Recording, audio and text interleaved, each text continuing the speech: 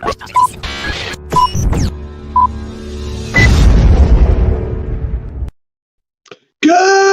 morning, Gardenia. Happy Thursday. Welcome to Adam versus the Man. Today is April 15th, 2021. Weren't we supposed to do something with taxes? I don't really do that. Do you do that? I think they extended it. When government says jump, you can say how high or you can say go fuck yourself. I prefer to say go fuck yourself. That being said, we got a great show lined up for you today. We have Joey Lee join us in studio, properly plugged in as co-host now on StreamYard. We have a great guest today to release a very exciting guest, Bonnie Cruz, who is dating Ian Freeman, locked up. We have her booked as her boyfriend, Ian Freeman, got arrested for Bitcoin-related charges. We've been covering the Crypto 6, and we interviewed one of the Free Talk Live co-hosts, Reverend Captain Kickass himself was on the show. Gosh, has it been 2 weeks now? Ian's been locked up. I bet Bonnie knows. So we're gonna be talking to Bonnie on the hour in just about 40 minutes here. Before that, we got a COVID block, we got a Russia block, we got a drug war block, a little police state action as usual. Good stuff in the news today, and man, are we excited for tomorrow's being a Friday. A lot of good news piling up this week that I've been saving. Really excited for tomorrow's show. And yes, that is a G.I. Mary Jane wisp of smoke wafting across my shot. I love it. But first, before we get her on screen here to announce the comment contest, let's get executive producer Jim Freedom on screen to give us the producer notes, shall we? What's up? How's it going? Good morning. How's life up there in Gardenia? Fabulous as always. That's how great it is right there. Let me join you in that. I didn't have the audio ready. I already closed it out for the last time, and I was getting ready for promos. I'm off. That was like at the beginning of the show. Owner. I know. I was messing around pre-show. CJ had it ready for pre-show. I have to do my own music on the show now. That's what we've come to. Yeah, fucking hippies.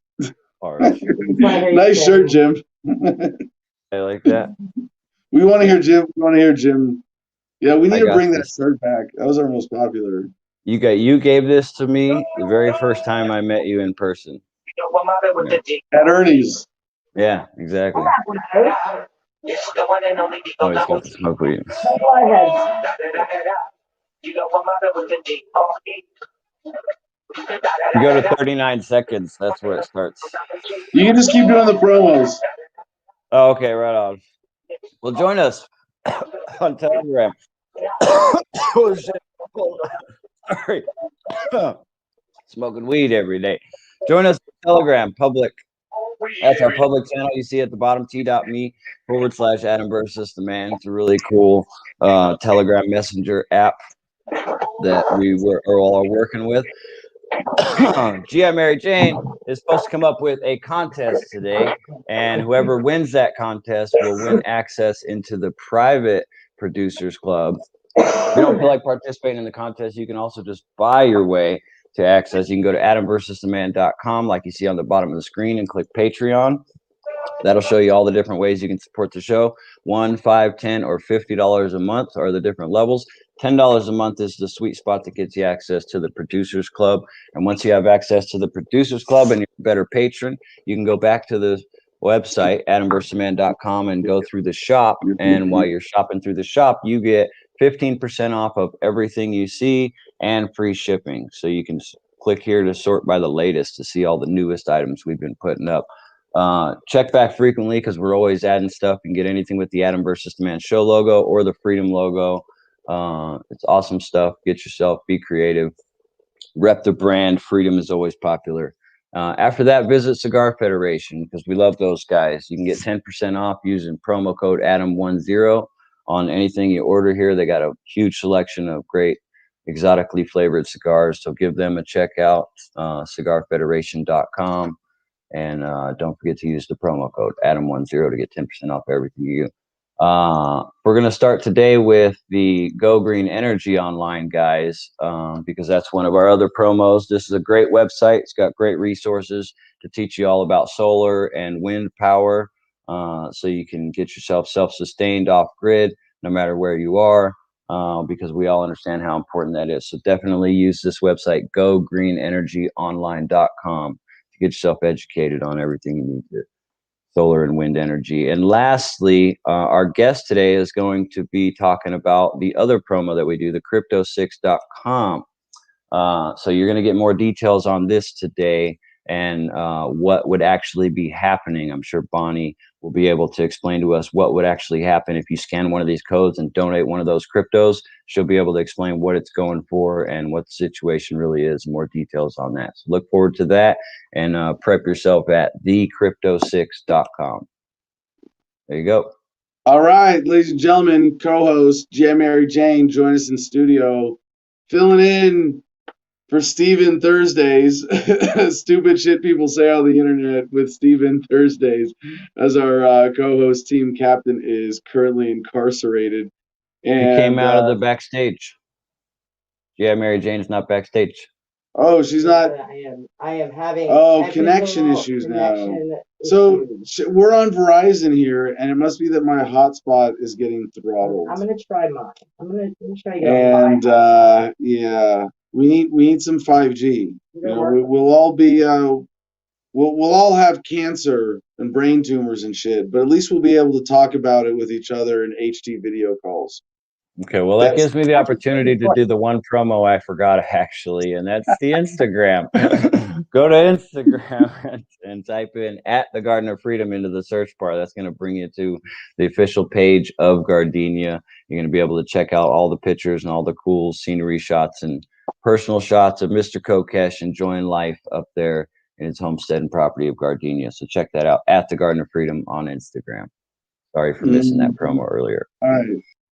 Joey, you just want to talk from off camera. Joey's going to be getting plugged in probably without video and audio feed, so she can do the comments today. But she can get picked up on my mic, so her voice, her mind is present in this production. Joey, do you have a comment question or comment contest? I'm like the guy on the couch. Well, it's tax day, so I figure we should have some sort of comment contest that's tax related. Like right? Best bumper sticker slogan Best about bumper taxes. Sticker or reason why you like to pay your taxes. Wrong answers only. Best one wins. Or why not? Best reason to not pay taxes. That's a good one. Best reason to not pay taxes. Or best way to avoid paying taxes. Ooh, that's we just keep getting better with every little iteration here. Yes. That's the one. We like useful, practical information on Adam versus the Man, believe it or not. And mostly living better, right? You know, even when we cover the news, one of the things I hope people appreciate about my editorial filtration process is that there's a lot of shit people put in the news that they kind of trick you into paying attention to that really isn't relevant. It's just a waste of your time. It's them actually trying to manipulate you to get you to pay attention to something you shouldn't pay attention to.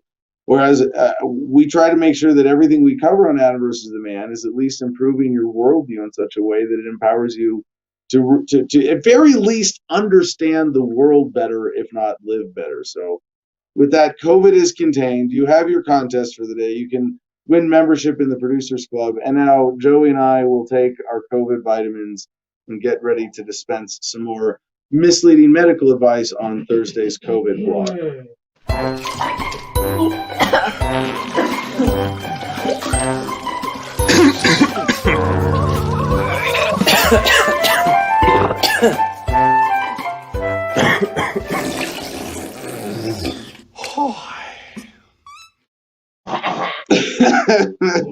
So we have to start today's COVID blog with a bit of an apology / correction. Chris Babb, a friend of the show, commented on Monday. I think it was C Brab on the comments on YouTube, asking about whether I had seen this video that he sent me. So this is from Tuesday's COVID blog. And I mixed it up in my head with something else. I was confused. I thought I saw it. I hadn't seen this. I saw that he sent it to me. Maybe that was it. But we didn't cover this properly. And so we got to come back to this. And this is from InfoWars. But it's taking out the headline from InfoWars shock video. Cops force vaccinate special needs girls in statewide Operation Homebound program. And you go, wait a second, is this a sensational InfoWars headline? And you go, no, not really. They have the video, and it is disturbing on a number of levels. I mean, first, the way that we handle special needs adults in America, obviously, but in this case, the you know, I would be hard pressed to criticize this headline with InfoWars. Cops force vaccinate special needs girls. I might say cops help force vaccination. I mean, you've got let's roll audio on the tape. Let's quick. Go ahead, play the whole thing there, Jim.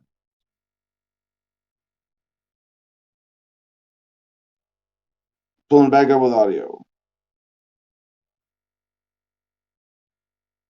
We have video there, Jim? All right. There we go. Yeah. I'm gonna move in a little bit.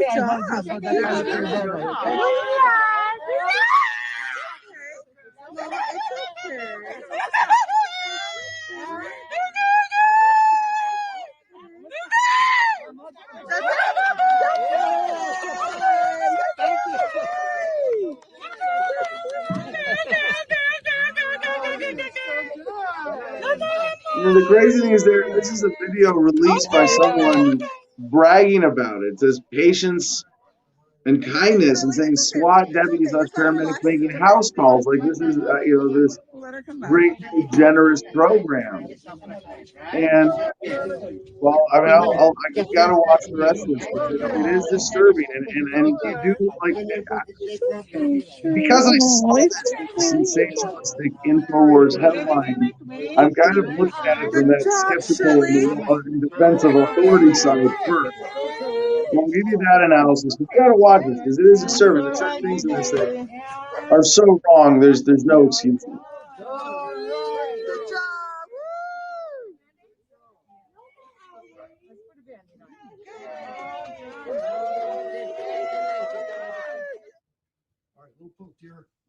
Not fair to watch. It's okay, hon. There you go. Piece of cake. All done. You did good. It's okay, hon. It's okay. We just gave you a vaccination. That's all, okay? Hey, Mom. It's okay. Yeah. Mom, have your thing, of course.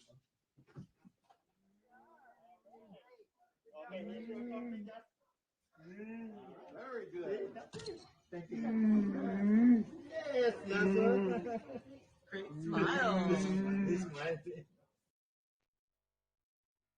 So, a lot of these special needs adults shown in the video are so mentally disabled that they're essentially like children. They are, as adults, in a guardianship state with caretakers, and that's kind of the sad reality about people who have those disabilities, right?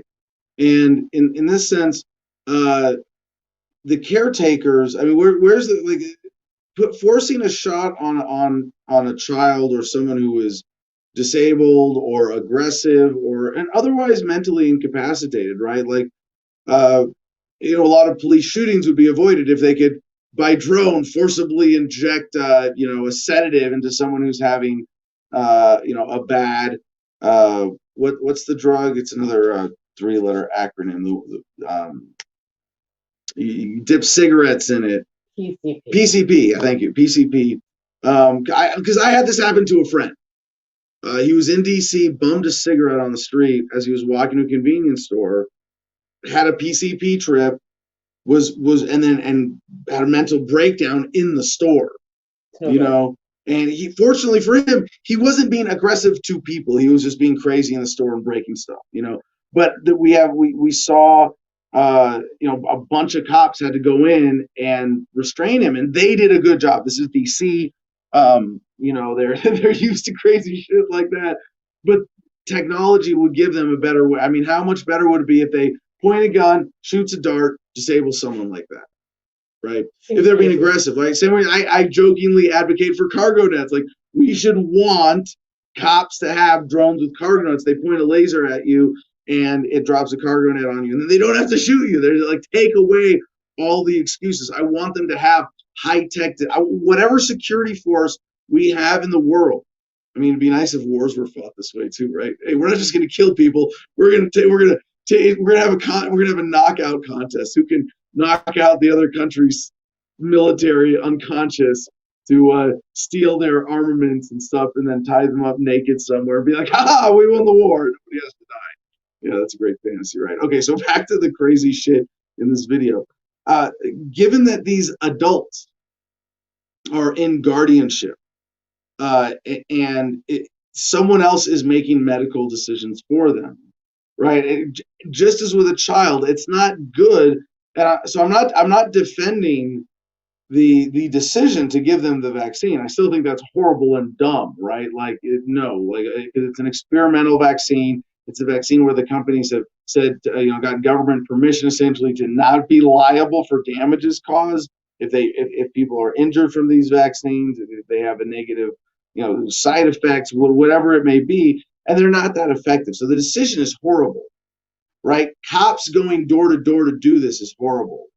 But in a sense, the most gruesome part of this video of the needle being forced on a mentally disabled person with security there, doing a relatively good job of this. I mean, I'm sure there'd be a way better way, right? Like a less traumatizing, like if the hypotheticals of the situation for a second here, right? Like, let's say there is a deadly virus. Let's say there is a mentally incapacitated person who doesn't want a vaccine that does work and prevents it and allows them to function in society, right? These things are not true about corona right now, right? But if that were the case and you had to force vaccinate someone like you would a child, this is not the worst. This is not, and a lot of people are legitimately comparing this to Nazis going, they started the experiments with the mentally handicapped. It's not quite that, and that is a bit sensationalistic, but the real problems here aren't what is like obviously brutal about the video. That in and of itself, it's gruesome. Like, it bothers me viscerally, humanely to see that. But what bothers me intellectually and what I see as the immediate root of the problem here is more that the caretakers, the guardians, have been tricked into going along with this government program. And this government program is something that is bad for our health, that is the product of corruption, that is being forced on people, not like this, but through the broader social incentives, through the deceit, through the fraud. And this is like when a bunch of the American public get tricked into taking shots. This is how mentally handicapped adults get their shots. If it wasn't like, well, I take that back. I have to put one asterisk on that. Normally it would be by just medical professionals. You wouldn't have the Los Angeles County Sheriff's Department Operation Homebound, where they have to go out and make busy work, because hospitals and the medical field professionals are so overwhelmed right now.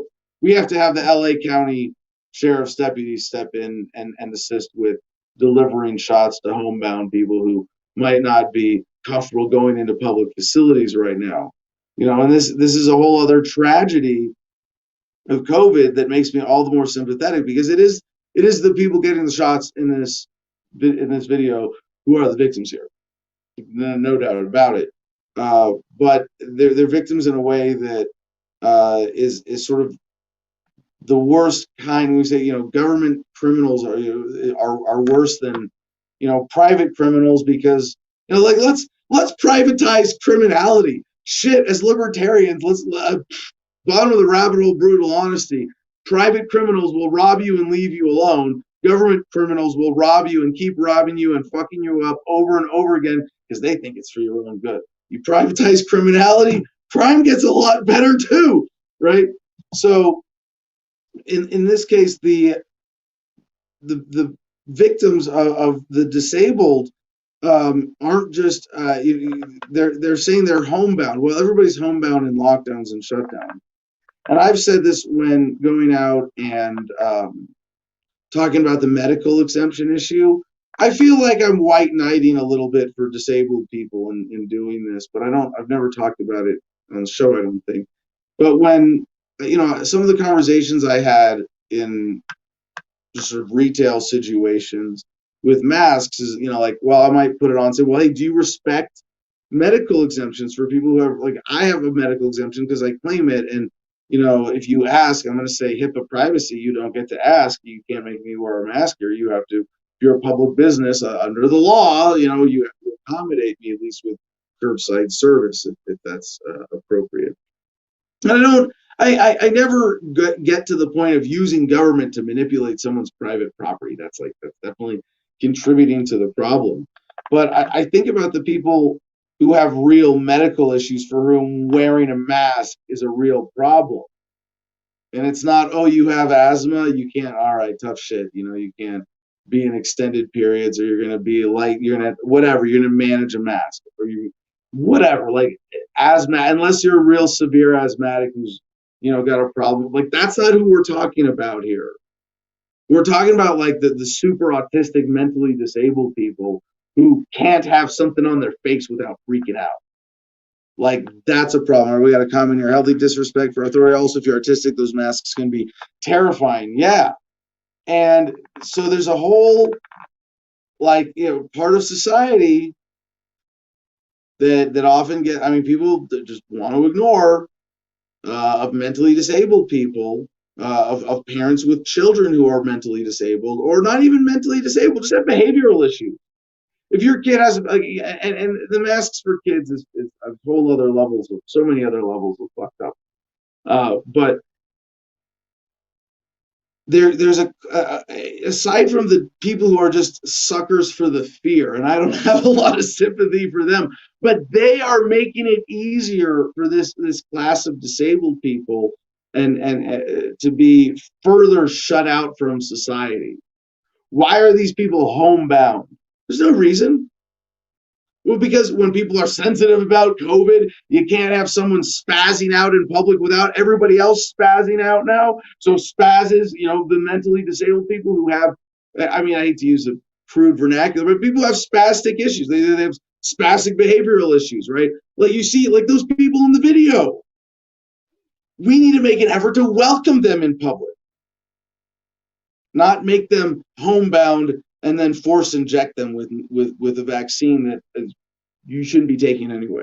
And for them, they're unless they're, even with them, how irresponsible of the guardian is it to call cops to force vaccinate someone in your care like that with when they're already essentially forced hygienically isolated by all the other bullshit. You want to be able to take your spastic kid out in public and say, oh, no, it's okay, they've been vaccinated. After you just traumatize them. They're never going to want to go out in public again.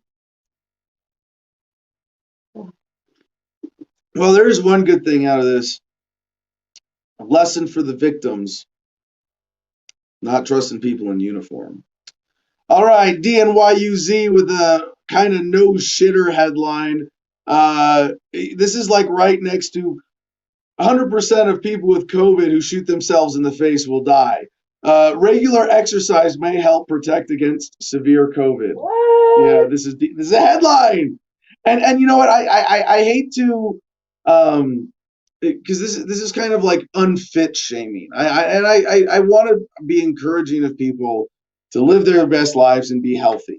So I don't want to shame people for being unhealthy. But if you make the decision to be unhealthy and you live with it and you're cool with it, like, I respect that. That's fine.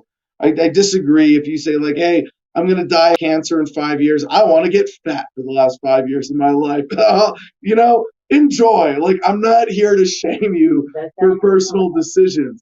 But the more we learn about COVID statistics, the more we see, like, oh, yeah, if you were about to die from a heart attack or other complications from obesity or a sedentary lifestyle, no shit. You make up the majority of the people, dying or suffering or being hospitalized for COVID.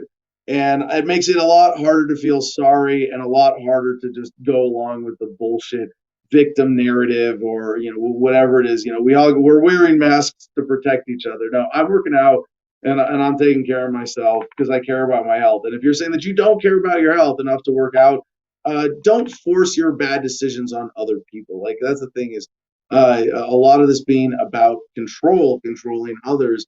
It's if you don't get to control the behavior of others for your safety, you get to control your own behavior. And what we've come into with this age of Karenhood, where the government is being used to express that desire to control other people. Although it's not that it like the people are clamoring out of the blue, hey government, let's like the real Karens of the world who will like call the cops because black people are having a barbecue in her neighborhood. Like that's a very small minority. But government has invoked the Karen in enough critical mass of the population with fear that it is being used as that mechanism now of forcing so much on people. Although I gotta say, it is waning. Anyway, to the story. More exercise means less risk of developing severe COVID, according to a compelling new study. I can't laugh. Of physical activity in coronavirus hospitalizations. The study, which involved almost 50,000 Californians who developed COVID, found that those who had been the most active before falling ill were the least likely to be hospitalized or die as a result of their illness. Yeah, mind blown. Wow. Okay. The data were gathered before COVID vaccines became available and do not suggest that exercise can substitute in any way for immunization. But if you're exercising and you're a normally healthy person, you basically have nothing to worry about, right? I mean, not literally nothing, but less than the flu, right? Less of a risk than the flu, or of dying in a car accident. 40,000 Americans die on the roads every year, and that's about how many die of the flu. And if you talk about COVID as a new strain of virus coming in, killing people, like it'd be worse if we got rid of the flu and then brought the flu back. But anyway, but they do intimate that that regular exercise, whether it's going for a swim, walk, run, or bike ride, can substantially lower our chances of becoming seriously ill if we do become infected. And to put this another way, if you are going from a sedentary lifestyle to an active lifestyle, that takes you from the category of people who will feel symptoms from COVID to people who might never or might get it and experience no symptoms. Like that's, who's getting it without showing symptoms? Fit, healthy, active people, which should be everybody, like no shit. So scientists have known for some time that aerobically fit people are less likely to catch colds and other viral infections and recover more quickly than people who are out of shape, in part because exercise can amplify immune responses. Better fitness also heightens antibody responses to vaccines against influenza and other illnesses. Is it because we're the last generation that had like physical education in elementary school and middle school? They like, get rid of that. I think everybody no, they still do it, but everybody has a waiver, so they don't have to do anything. They just sit and watch other kids play if they feel like it. I you see what I'm getting. I protested and walked the mile instead of running it. So I don't know where that puts because you were being forced to do it. Right. Which so is I different. walked. You weren't right. I was always like No, you have to pass me because it says participate, and I had my first little protest in high school. But you should have you shouldn't have protest. I don't mean to criticize because I don't know the circumstance, and that's awesome that you resisted it all. But I would say as a kid you should have protested being forced to go to government school in the first place, not the fact that while they have you in their custody, they also force you to do something that's actually good for you compared to like you should have been protesting the curriculum and being cemetery row seating, force-fed data taught what to think, not how, like that. I was get my young, point, right? Yeah, but that's what pisses kids off, right? Is being forced to exercise, which is kind of sad, and it's true. I think physical. I mean, we've passed peak obesity in the United States. You want to look this up? Like, what's child obesity doing in the United States? But yeah, I think even in my generation, there's a significant people my age. I don't know, I'll be 40 in February. There's there's significant obesity and problems with weight, right? And I think a big part of that is because of the way physical education was done, right? You're forced to do physical education, you're forced to sit in classrooms, and then they don't force you to do either all of a sudden. You graduate, either high school or college, or you graduate, if you graduate high school and you didn't go to college, you're not continuing classes, you're not continuing government physical education. You just go, well, there's no consequences of me not going to classes anymore. Instead, I get to go to work and make money. Well, are there consequences of me not working out anymore? Yeah, no shit. But you don't, I think people are, it's like with reading, right? If you force kids to read, they're not going to enjoy it. But if you encourage it and you show them and you teach them how to enjoy it, and I program myself very consciously that way to enjoy physical activity. But this is the point. This is the takeaway. COVID just gives us one more reason to be health conscious, to think about the virtue of this. But it's like being a human 101. You have to keep your body moving. Like you have to, and it's not like you have to be fit or you have to like have a goal. No, but like just to be healthy, to keep the machine operating properly, you got to keep the wheels greased. You got to keep oil in your car. Yeah, right? well, I didn't want to. Bad news. But the trend of childhood obesity should encourage everybody. On the decline? Yeah, this All is right. from CDC. No, should encourage everybody to be healthier. Because this is from CDC. It looks like the prevalence of obesity is 19.3% in America, children in general, the average. But it goes up. So 13% from 2 to 5-year-olds, 20% to 6 to 11-year-olds. And then once you get from 12 to 19, it goes up to 21%. So it looks like these kids are progressively getting more fatter into adulthood. Well, how is it over time? Has it been going up or down recently? I mean, either way, this is horrific. I'm just looking at this is one absolute measure of the failure of American parenting, because you really are like to the video when we're talking about the ethical situation with someone who's mentally disabled or who was a child, right? Someone who's not capable of exercising full judgment and rights, for whom you step in for. But this also applies to you in circumstances you can't control. This is really important that we, as a society, establish clear moral guidelines based on individual self-ownership. Because there is a time, this is again like with maybe someone slips you a cigarette dipped in PCP and you wanted a regular cigarette, and that's just, I don't smoke cigarettes, Adam. I don't bum smokes from strangers. Okay, you got some bad food. What if there's some weird food poisoning that makes you act like you're on PCP and be violent and aggressive and strip naked and run around the streets and not your fault. Tequila does that. No, tequila makes your clothes fall off. Oh. Okay, so do you see a historical trend there? Should we come back to this, Joey? Oh, I can't find it. All right, so yeah. I guess enough unfit shaming for the show today. But no, this is we have one follow up here from Yahoo Life, Yahoo Style. Physical inactivity doubles risk of coronavirus deaths, study suggests. And every like here, so I just had to include a second story on this point because it's like the language here is even better. A sedentary lifestyle may double the coronavirus patient's risks of dying with the infection. Research suggests physical inactivity can trigger many conditions that are known to worsen coronavirus complications like obesity, type 2 diabetes, and heart disease. With the impact of exercise itself being less clear, medics from the Kaiser Permanente Medical Center in California analyzed more than 48,000 adults with the infection. Results reveal those who were consistently inactive in the 2 years leading up to the pandemic were more than twice as likely to die than patients who met exercise recommendations.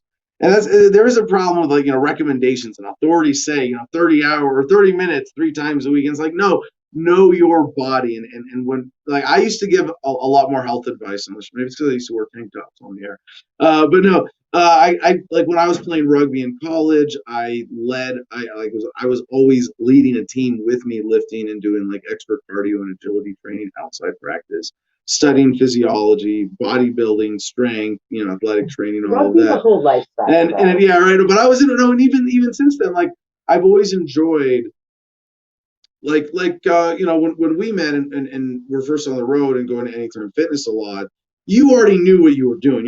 I run into a lot of people who are doing who like hang out and lift with me for a few weeks who only a quarter way know what they're doing, and being able to school them up. But one of the just foundational principles is figure out what works for you.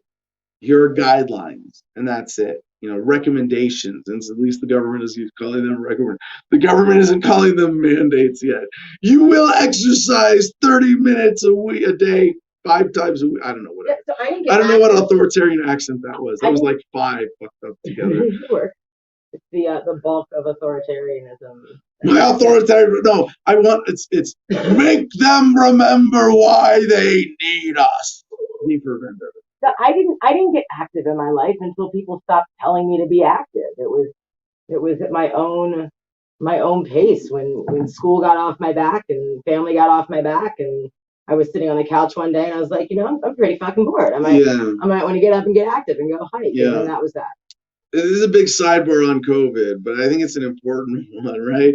And when you're what I was dealing with, people who would come to me for fitness advice or coaching or helping them design a weightlifting routine or a diet routine or a supplement regimen, it was always, you got to think for yourself. But these were people who are already motivated and didn't have specific tools. And these are tools that you should have, like the shit that I know about fitness. If you're running an education program, every kid should know by the time they graduate in fucking middle school. Like maybe you give them a refresher from your body adjusting to being an adult at the end of high school. Maybe you're going to supplement different or recommend different things. But like the basic physiology shit that I know about diet and exercise and supplements, really, it's almost a crime for government to say, we are taking responsibility for your education, and you don't know that by the time you turn 18, graduate high school. Psychic taxi at Vallejo. I dug out 2 rocks from the road yesterday. They were so big I had to pull them out of the hole with the truck.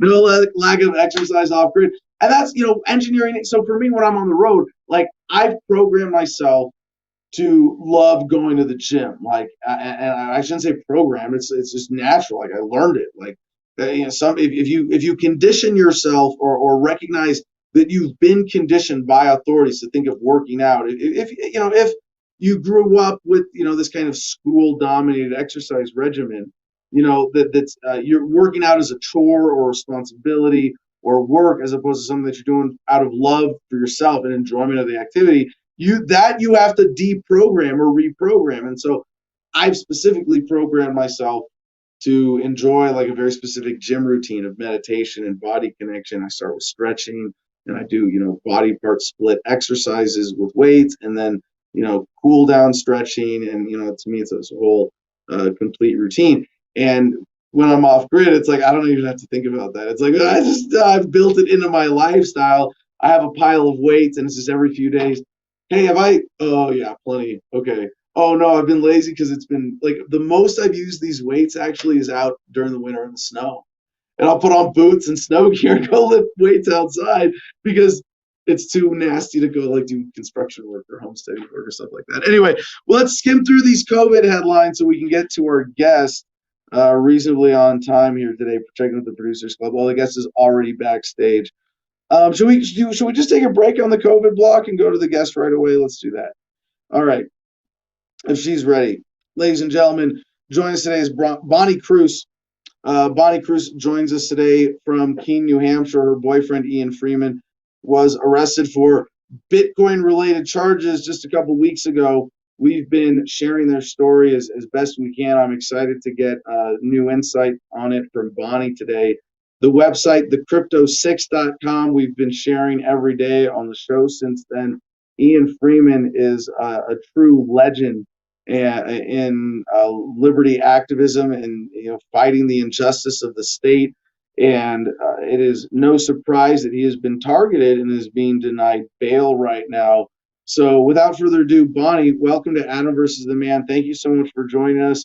And I know what it's like as someone who's been in jail and had someone on the outside looking out for me. So thanks for stepping up on Ian's behalf today. Oh, thanks. I'm so glad that you said you've been sharing the Crypto 6 website every night. I really appreciate that. I just want to get it out there as much as possible. The fundraiser on the Crypto 6 is for the defense fund of the other 5 people who were arrested.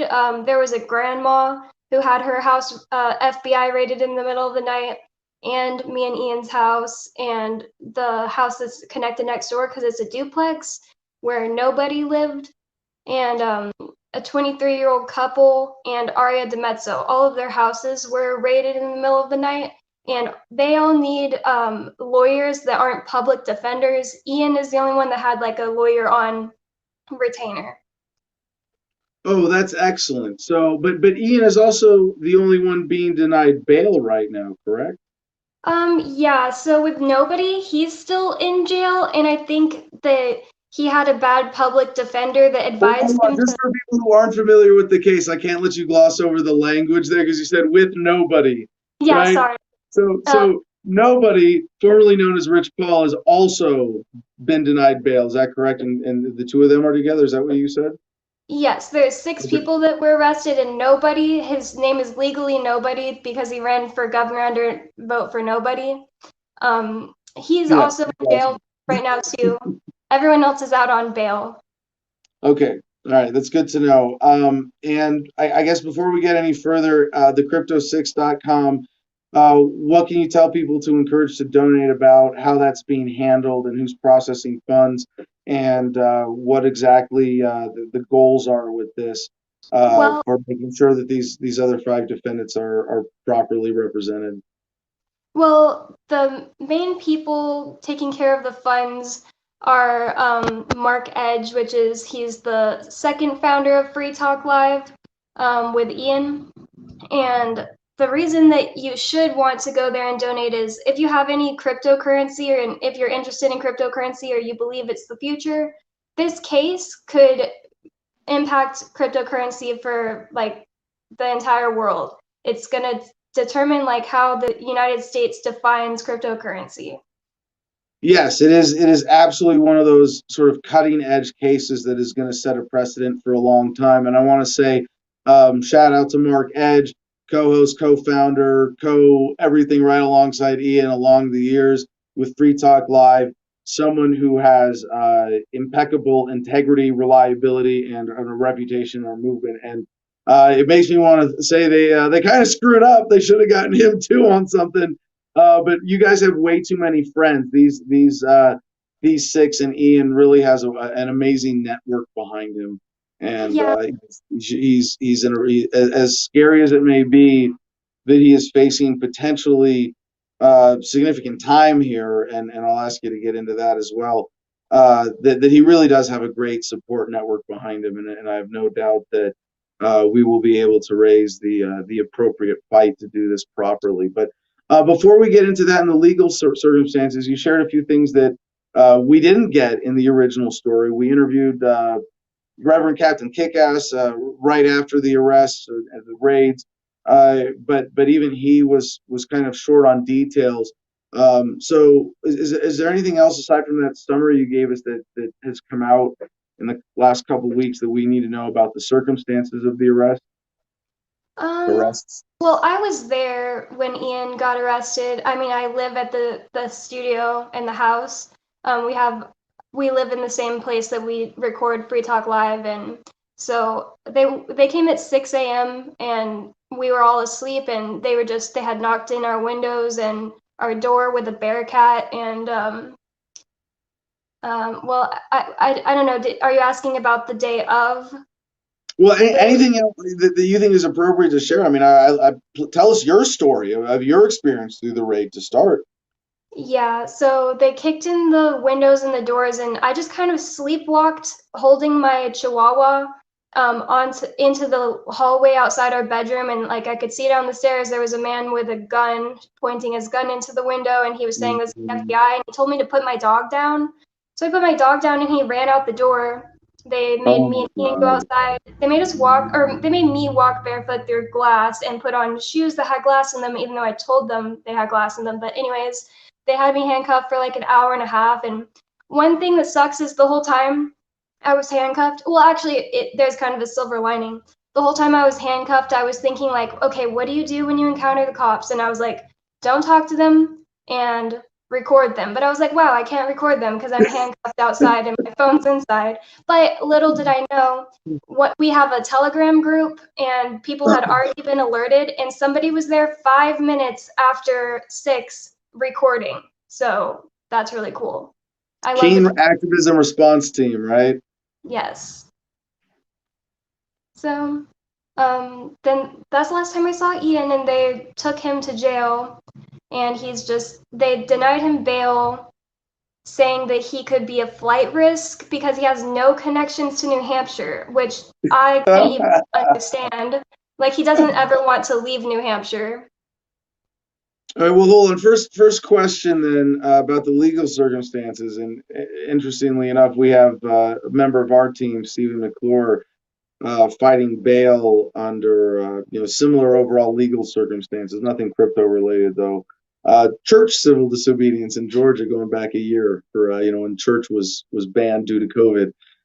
But the bail situation with Ian, a couple things about that. Flight risk. Part of what they said was because he had significant amount of money. And I mean, I know you live with him there. I've been to that home several times in Keene, New Hampshire.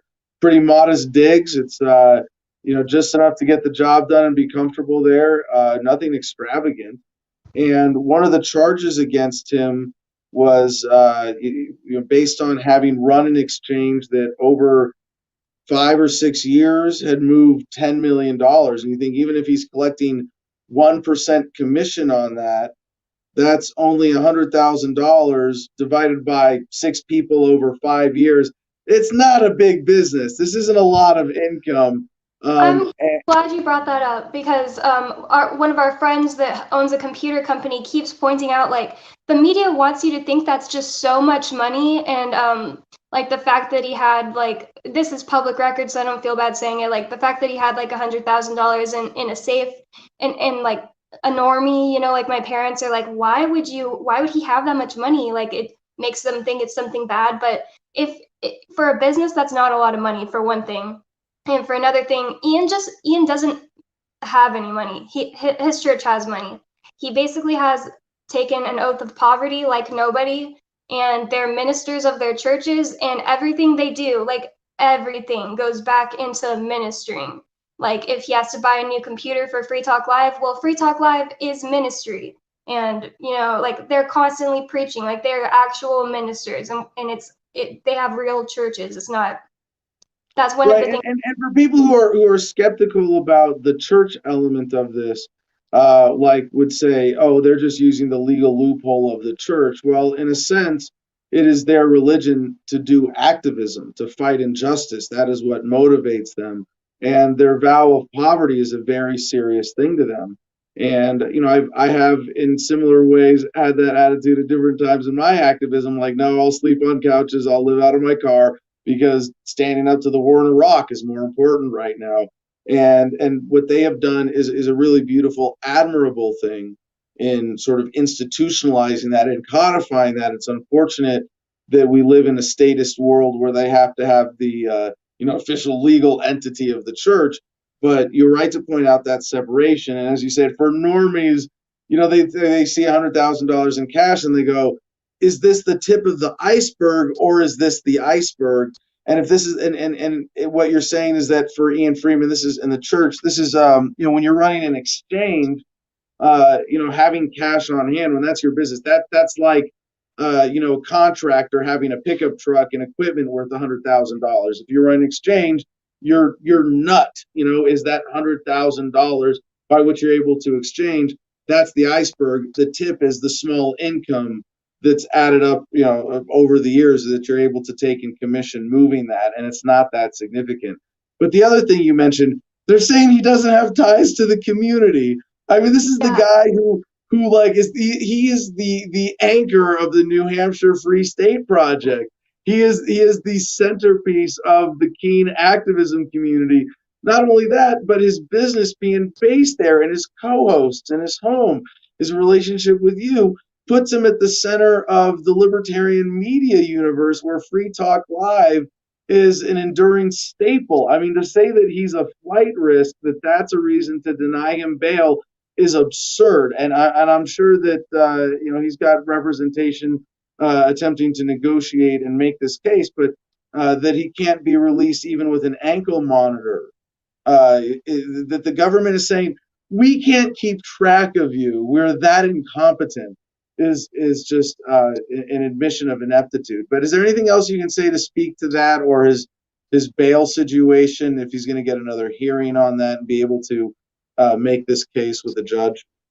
Yeah, so his lawyer has already appealed the decision, but there isn't like another date for a bail hearing or anything like that. So I'm not sure if there's actually going to be a hearing or if they're just going to announce what they're going to do with him. But Right. yeah, as far as him not having ties to New Hampshire, that's like the craziest part to me because he doesn't ever want to leave. Like he never even really wants to leave Keene, but he definitely doesn't want to leave the state ever. In fact, like Float Fest happened a few months ago, and like Mark Edge had texted Ian asking like if he wanted to go to Float Fest, and I remember Ian telling me that he texted him back, "No, thanks, I don't really want to leave New Hampshire this year because of all the COVID stuff."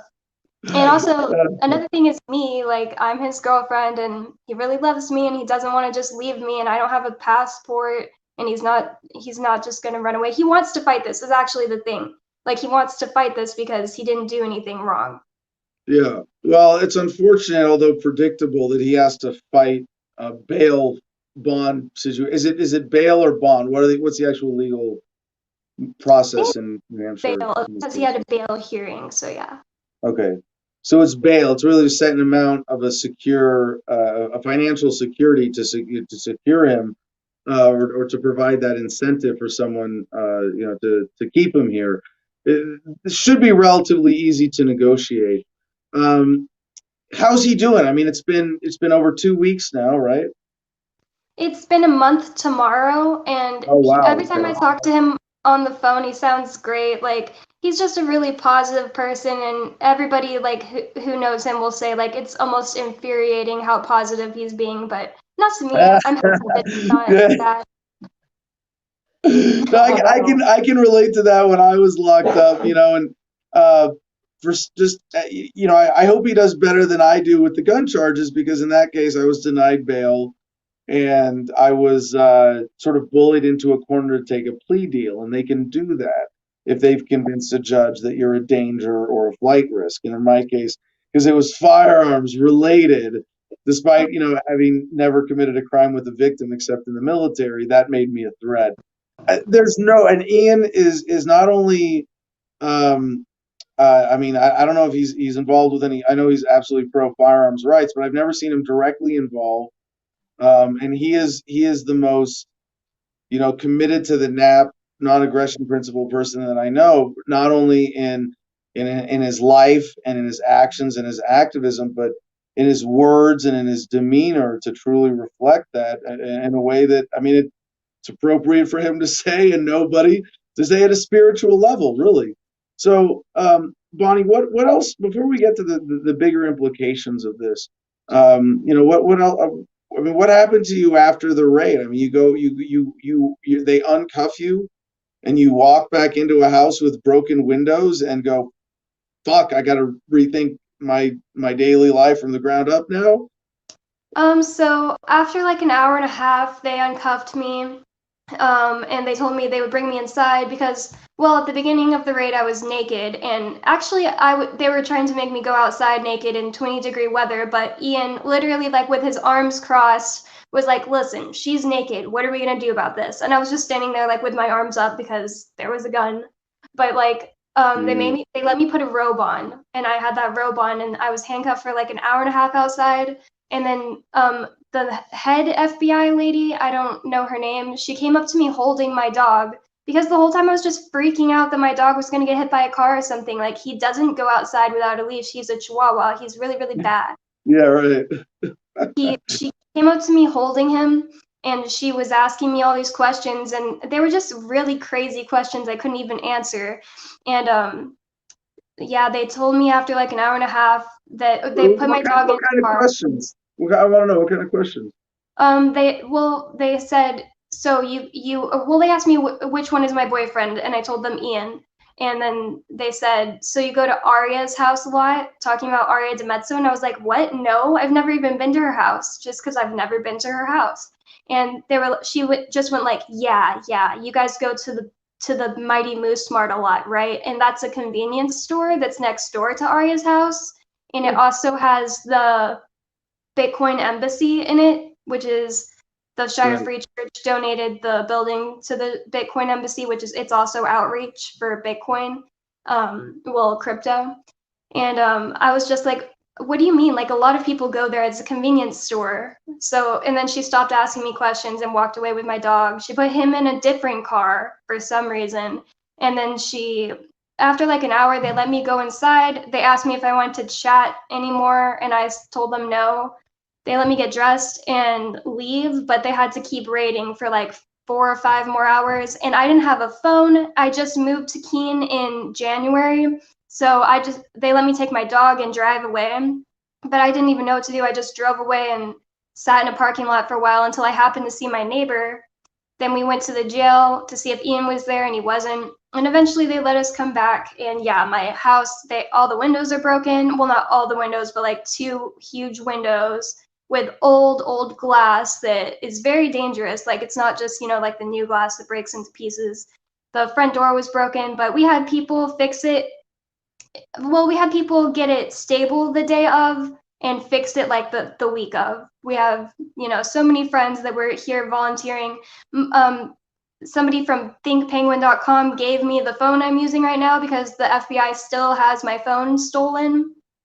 And I don't know, just the whole community came together to help us out. And the night of, Captain Kickass got the Free Talk Live show to go on, at least on the podcast. And the next day we were back on the radio.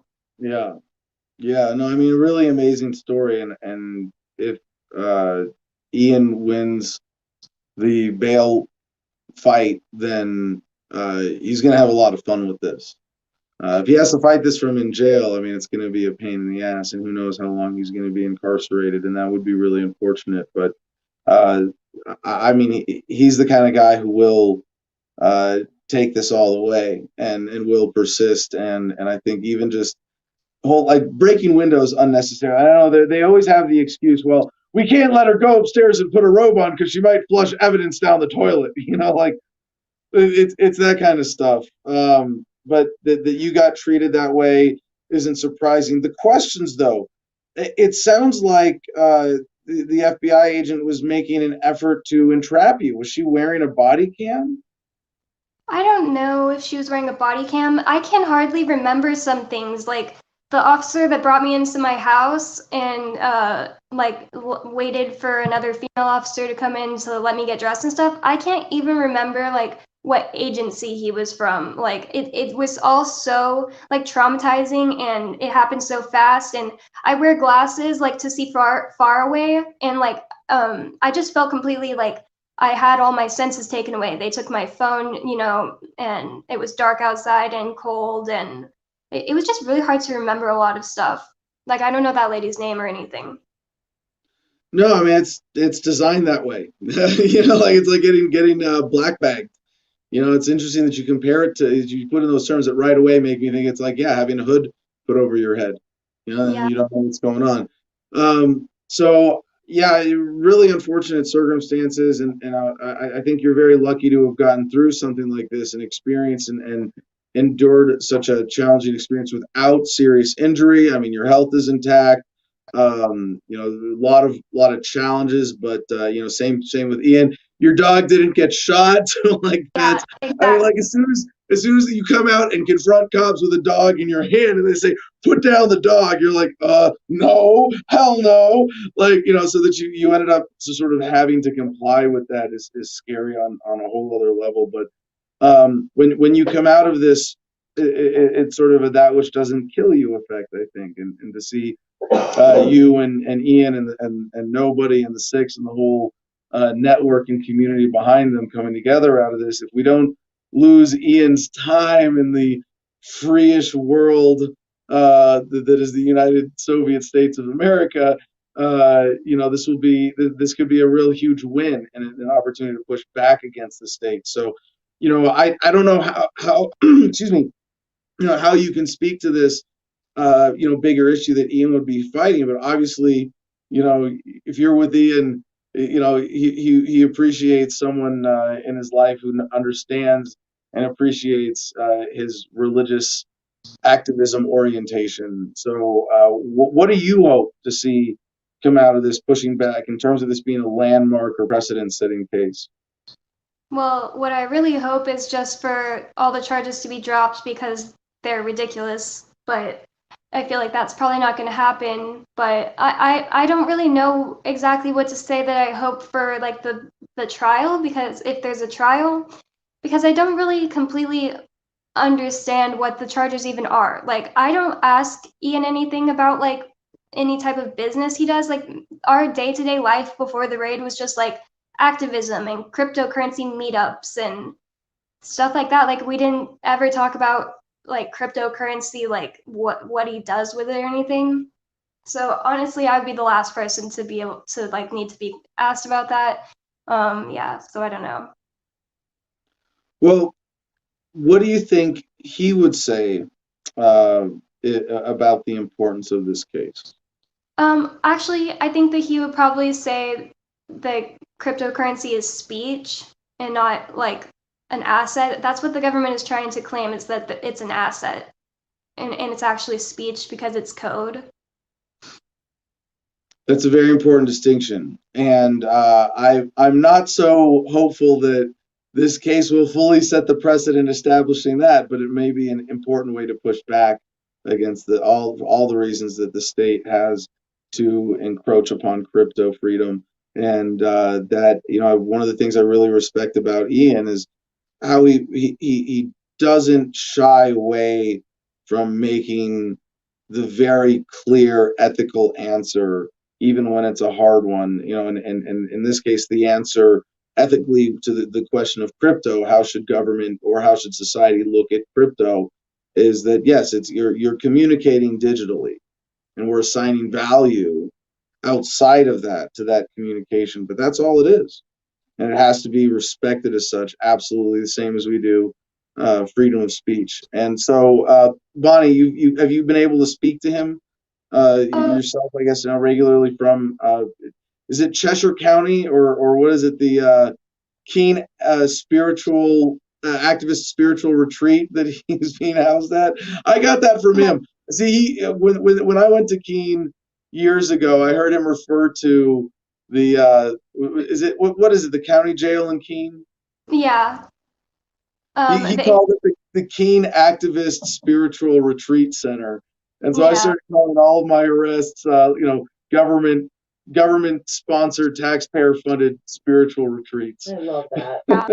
I definitely feel like that's happening to me too, and I definitely feel like that's going on with Ian. I talk to him every day, by the way. Like, he calls me a random time every day for like an hour, and yeah, Nice. I didn't mention one thing about him being in jail. Well, he's in Merrimack County, so he's like an hour or more away, and he refuses to wear a mask in jail. So they're basically keeping him like in solitary, basically. Nice. Like, he's out an hour a day. I think The VIP room. I do the trick of just refusing the TB test shot, and then they put you in medical solitary. That's awesome. Of course he is, and they're still bringing him a phone, like wheeling it to his cell or something. They can't deny him certain rights even for refusing. I mean, oh my gosh, he's gonna come out with so many good stories about that, and you get to hear him every day. Hope he's right. Well, he's on actual solitary. He's out only 1 hour a day, but nobody gets to be out multiple times a day because nobody's been wearing a mask, and nobody's reason for wearing the mask is he's been like preaching to the guards. I mean, not the guards, but the other prisoners, and he has like a following. Like, nobody has a bunch of like disciples in jail that are all like asking to be mailed information and stuff like that, and some of them have called into the show because they can hear us on the radio. But Ian, I respect his decision not to want to wear a mask because he shouldn't have to. He has a medical exemption. So Awesome. Are there any other stories? I mean, I assume he's got money on his phone account, however that works in that system. He's got money for commissary. He's got access, and nobody they're taken care of in those ways. Yeah, we've been filling up like their commissary funds. It can only have like $300 at a time, so we've just been keeping it close to that, and hopefully he gets out this week and he doesn't need more. But with nobody, I'm really not sure anything about his bail possibility or anything like that. He had a different lawyer and he fired him. So now he has a new one, or I think he has a new one. I'm really not caught up with Yeah, no. well, But I don't feel sorry for these two dudes being in jail. They're both more than capable of handling themselves and maximizing the experience. I feel more sorry for you missing Ian during yeah, this time, having him taken from your life. He's on the inside. I'm sure he's on the inside missing you, but yeah, he's also enjoying, this experience and this opportunity for activism. And I just hope he doesn't get bullied into a corner as I did. And that's definitely something you can't ever judge someone for responding the way they do under duress. And I wholeheartedly support whatever decisions Ian and nobody make for themselves, in these circumstances. But anything else you want to share about his circumstances or jail stories or what he's going through right now? He doesn't really have really any interesting jail stories right now. He's just been reading every day, but I would just say that if you want to help, go to the crypto6.com. You can buy the T-shirt I'm wearing that says Crypto6 on it, and that will I that want will get one. money to the fund. And if help nobody, everybody other than Ian doesn't have a lawyer. So We hold on. We were losing your audio there. Did you can you hear me signal? now? Yeah, good. Oh, Gotcha. sorry, I'm probably holding my finger on it. Sorry. It's okay. All right. Well, Bonnie, we really appreciate your time today, and everything that you're doing to support Ian and nobody and the rest of the Crypto Six. Hopefully, over the next couple weeks, we'll have the other four who are out on the show, and like we've had Aria on before, and when she was a candidate for sheriff, and we've had nobody on several times as Rich Paul in years past, and Nice. hopefully we can arrange possibly for him and Ian to maybe even call in from jail, or if are you recording messages from him? No, I haven't been recording any messages. Well, if you could ask him maybe next time you've got him on the phone, as long as he's locked up, we'll play every day on the show. If he wants to do like a 1 minute audio, hey, this is Ian Freeman from jail. Go to the Oh, crypto6.com. Let's do something like that. Let's have fun with this. Obviously there's some careful legal lines to be avoided, but there should be no problem with something like this. When I was locked up, I had a girlfriend recording podcasts for me on a regular basis and had a lot of fun with that. I'm kind of surprised Ian's not doing that already, but if so, it's only because he's got more pressing issues and important things he's working on. But we'd love to hear his voice and nobody as well if either of them want to do any kind of recording or interview by we write questions and you read them to them on the phone, something like that.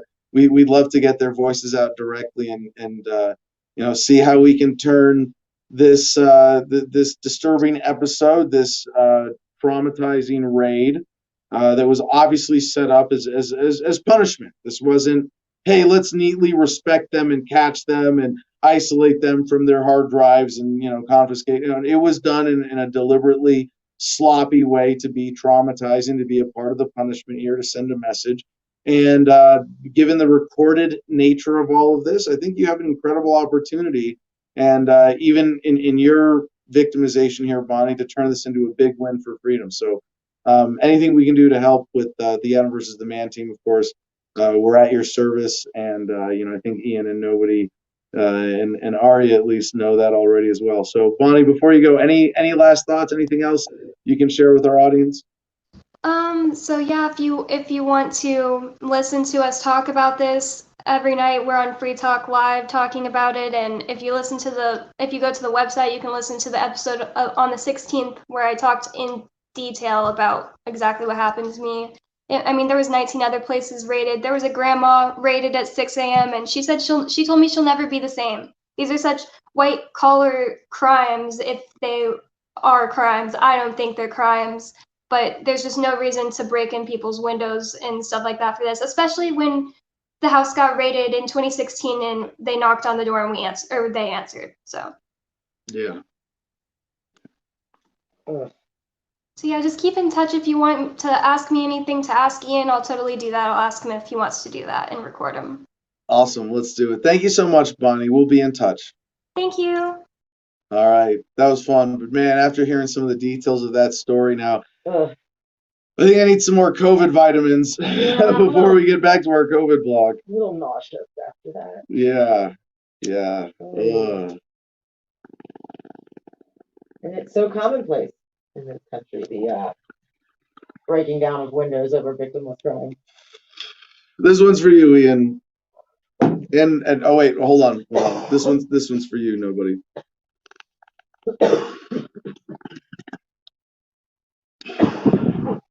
I feel like every time we say his name, nobody, and like she said during the interview, she said nobody's wearing masks in Yes. prison, and I'm like, nope. Yeah. Wait, then what's the big deal? Oh, nobody's. We need to say Mr. Nobody. Like, Mr. Nobody is wearing his mask in prison because or in jail because he's going out to interact with other inmates. You've been trolled. Why are you smoking a cappella, no music? All right. Well, with that being said, that you'd have to ask comment or producer Jim Freedom that question. But yeah, back to the COVID from this Yahoo story. Physical inactivity doubles risk of coronavirus death, study suggests. Read more. There's a link here. Slow walkers more likely to die with coronavirus. Crazy. Slow walkers. Who walks? Waddlers? People who are so obese that they walk slower? Like that's no. Like, oh. Next headline's going to be nail biters and nose pickers more likely to die. Yeah, right. Yeah.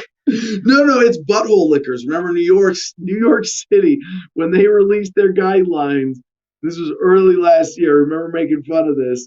They put it in their guidelines, stay 6 feet apart. Also, don't lick each other's buttholes.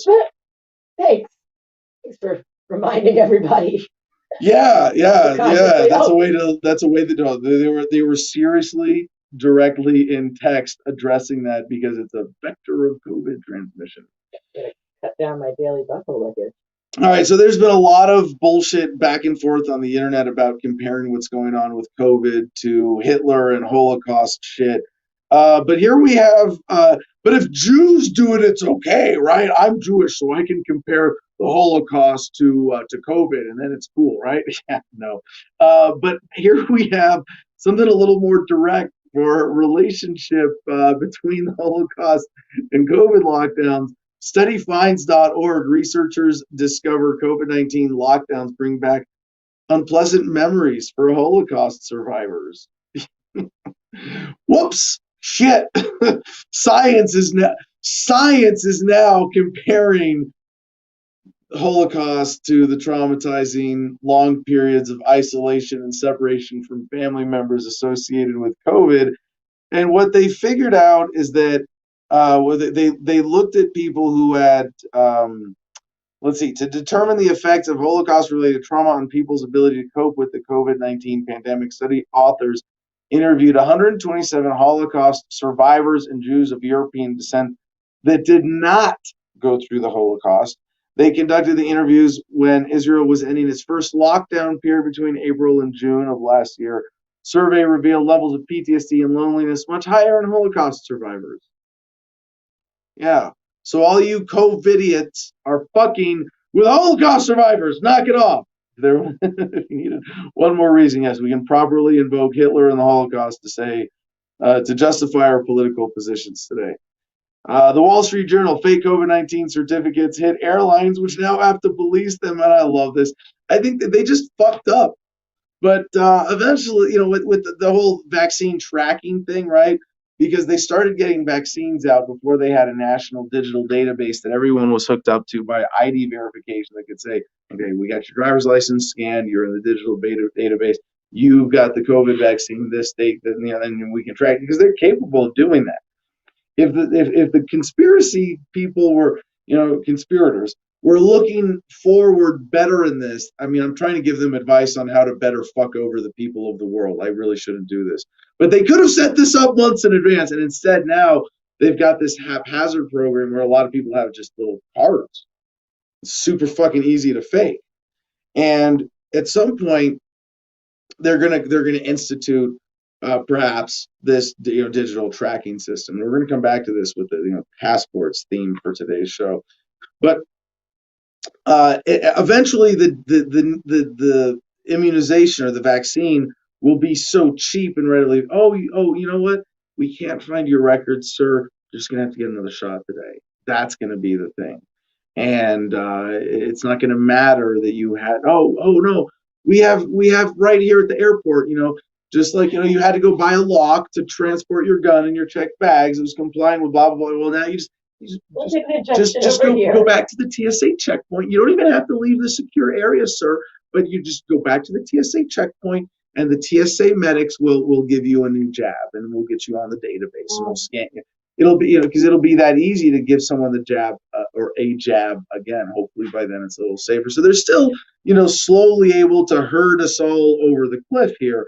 But it's not with this system of paper COVID-19 vaccine certificates, and airlines aren't going to be able to deal with this for sure.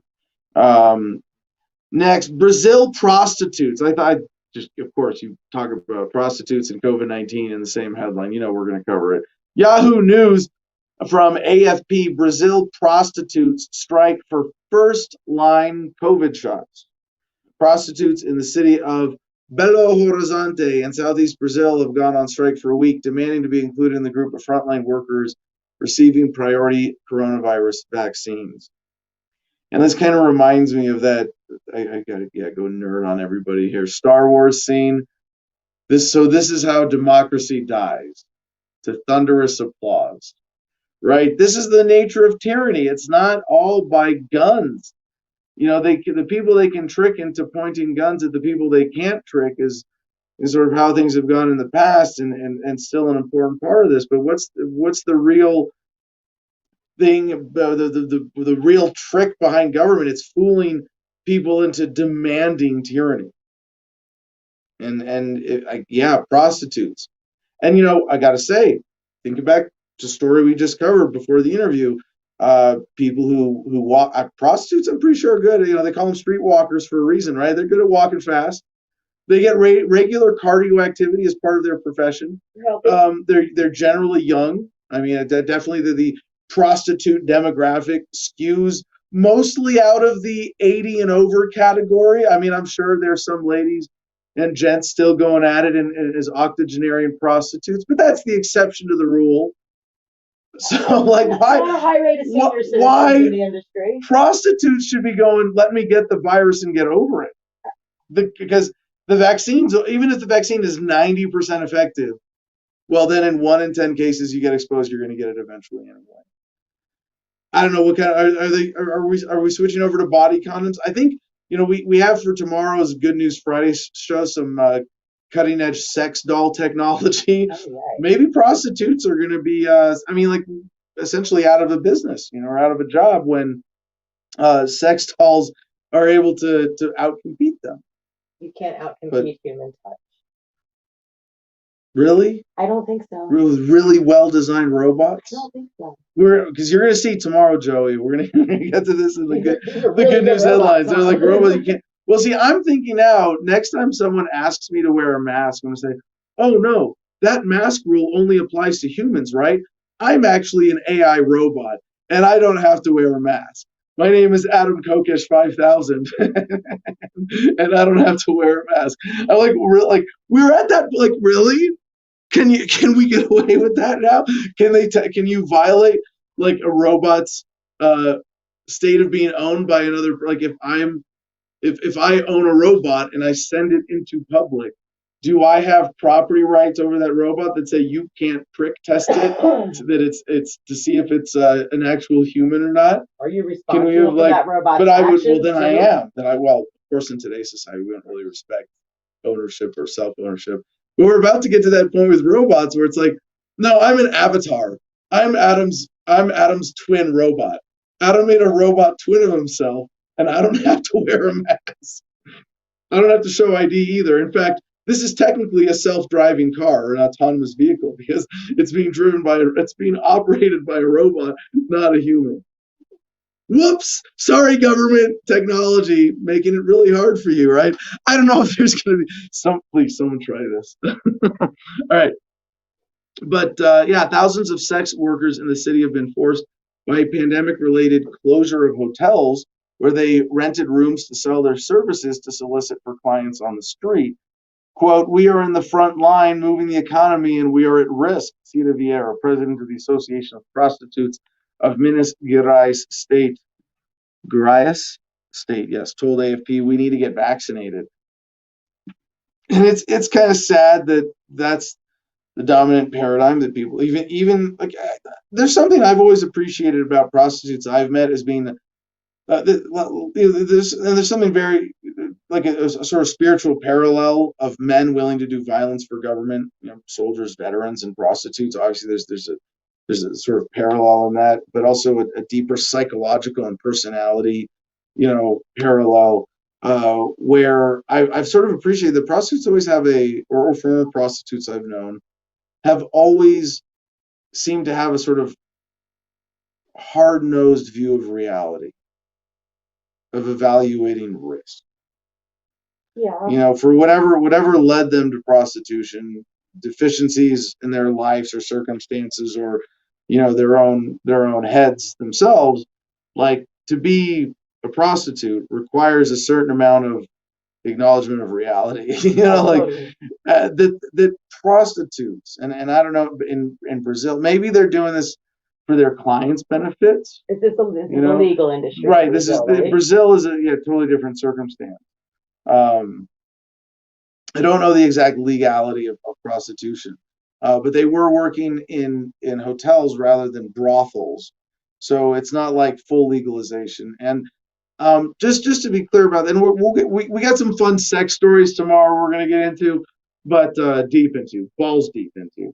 But when it comes to this like sexual revolution or enlightenment period that humanity is going through right now, it's one thing. See, you 1, 2, 3, 8, 1. I respect prostitute 100 times more than politicians, indeed.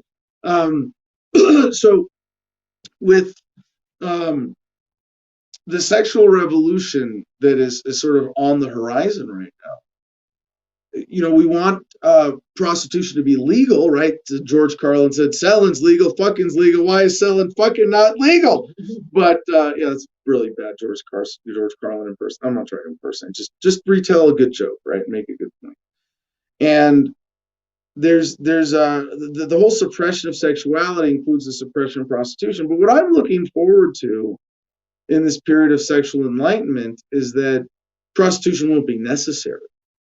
A lot of the reason for prostitution is because people can't find a positive romantic relationships that include satisfying their sexual needs, and then they turn to prostitution for sexuality that doesn't include the romance or relationship that in a better situation would be associated with it. And I'm not saying that all human healthy sexuality has to be in the context of a relationship, but that maybe with the changing enlightenment attitude, prostitution itself becomes obsolete. But I think on the way there's going to be a period of safe, legalized, readily available prostitution. That's going to be a huge positive thing for humanity. That as long as we have this need and people willing to fill it, both sexually as givers and takers, pitchers and catchers, as the kids say. But that sexual services aren't forcibly suppressed by government, by prohibition, is going to lead to absolutely a huge sexual revolution. But more about that tomorrow. See, we're supposed to be talking about COVID, and we get on all these fun sidebars. CNBC, retail sales explode in March as consumers use stimulus checks to spend heavily. Yes, we're still talking about COVID because it's all COVID economics. COVIDonomics. Okay. Retail sales boomed 9.8% higher in March thanks to a jump in spending at bars and restaurants, as well as multiple other groups. Economists already had been expecting a gain of 6.1% as consumers received their $1,400 government stimulus checks. Jobless claims added to the good economic news, with first-time filings for unemployment insurance plunging to 576,000, easily the best week since the beginning of the COVID-19 pandemic. It plummeted to 500,000 this week. Like, that's good news. 500,000 people this week. Well, Everybody else already signed up. There's a lot of manipulative language in this. Retail sales explode, boomed, Like fireworks. plunging, best week. Yeah, the best economic part. propaganda that needs to be contextualized, at least, or de-spun. A lot of times they present, the mainstream media will present stories like this with cherry-picked facts or statistics. 9.8%, $1,400 stimulus.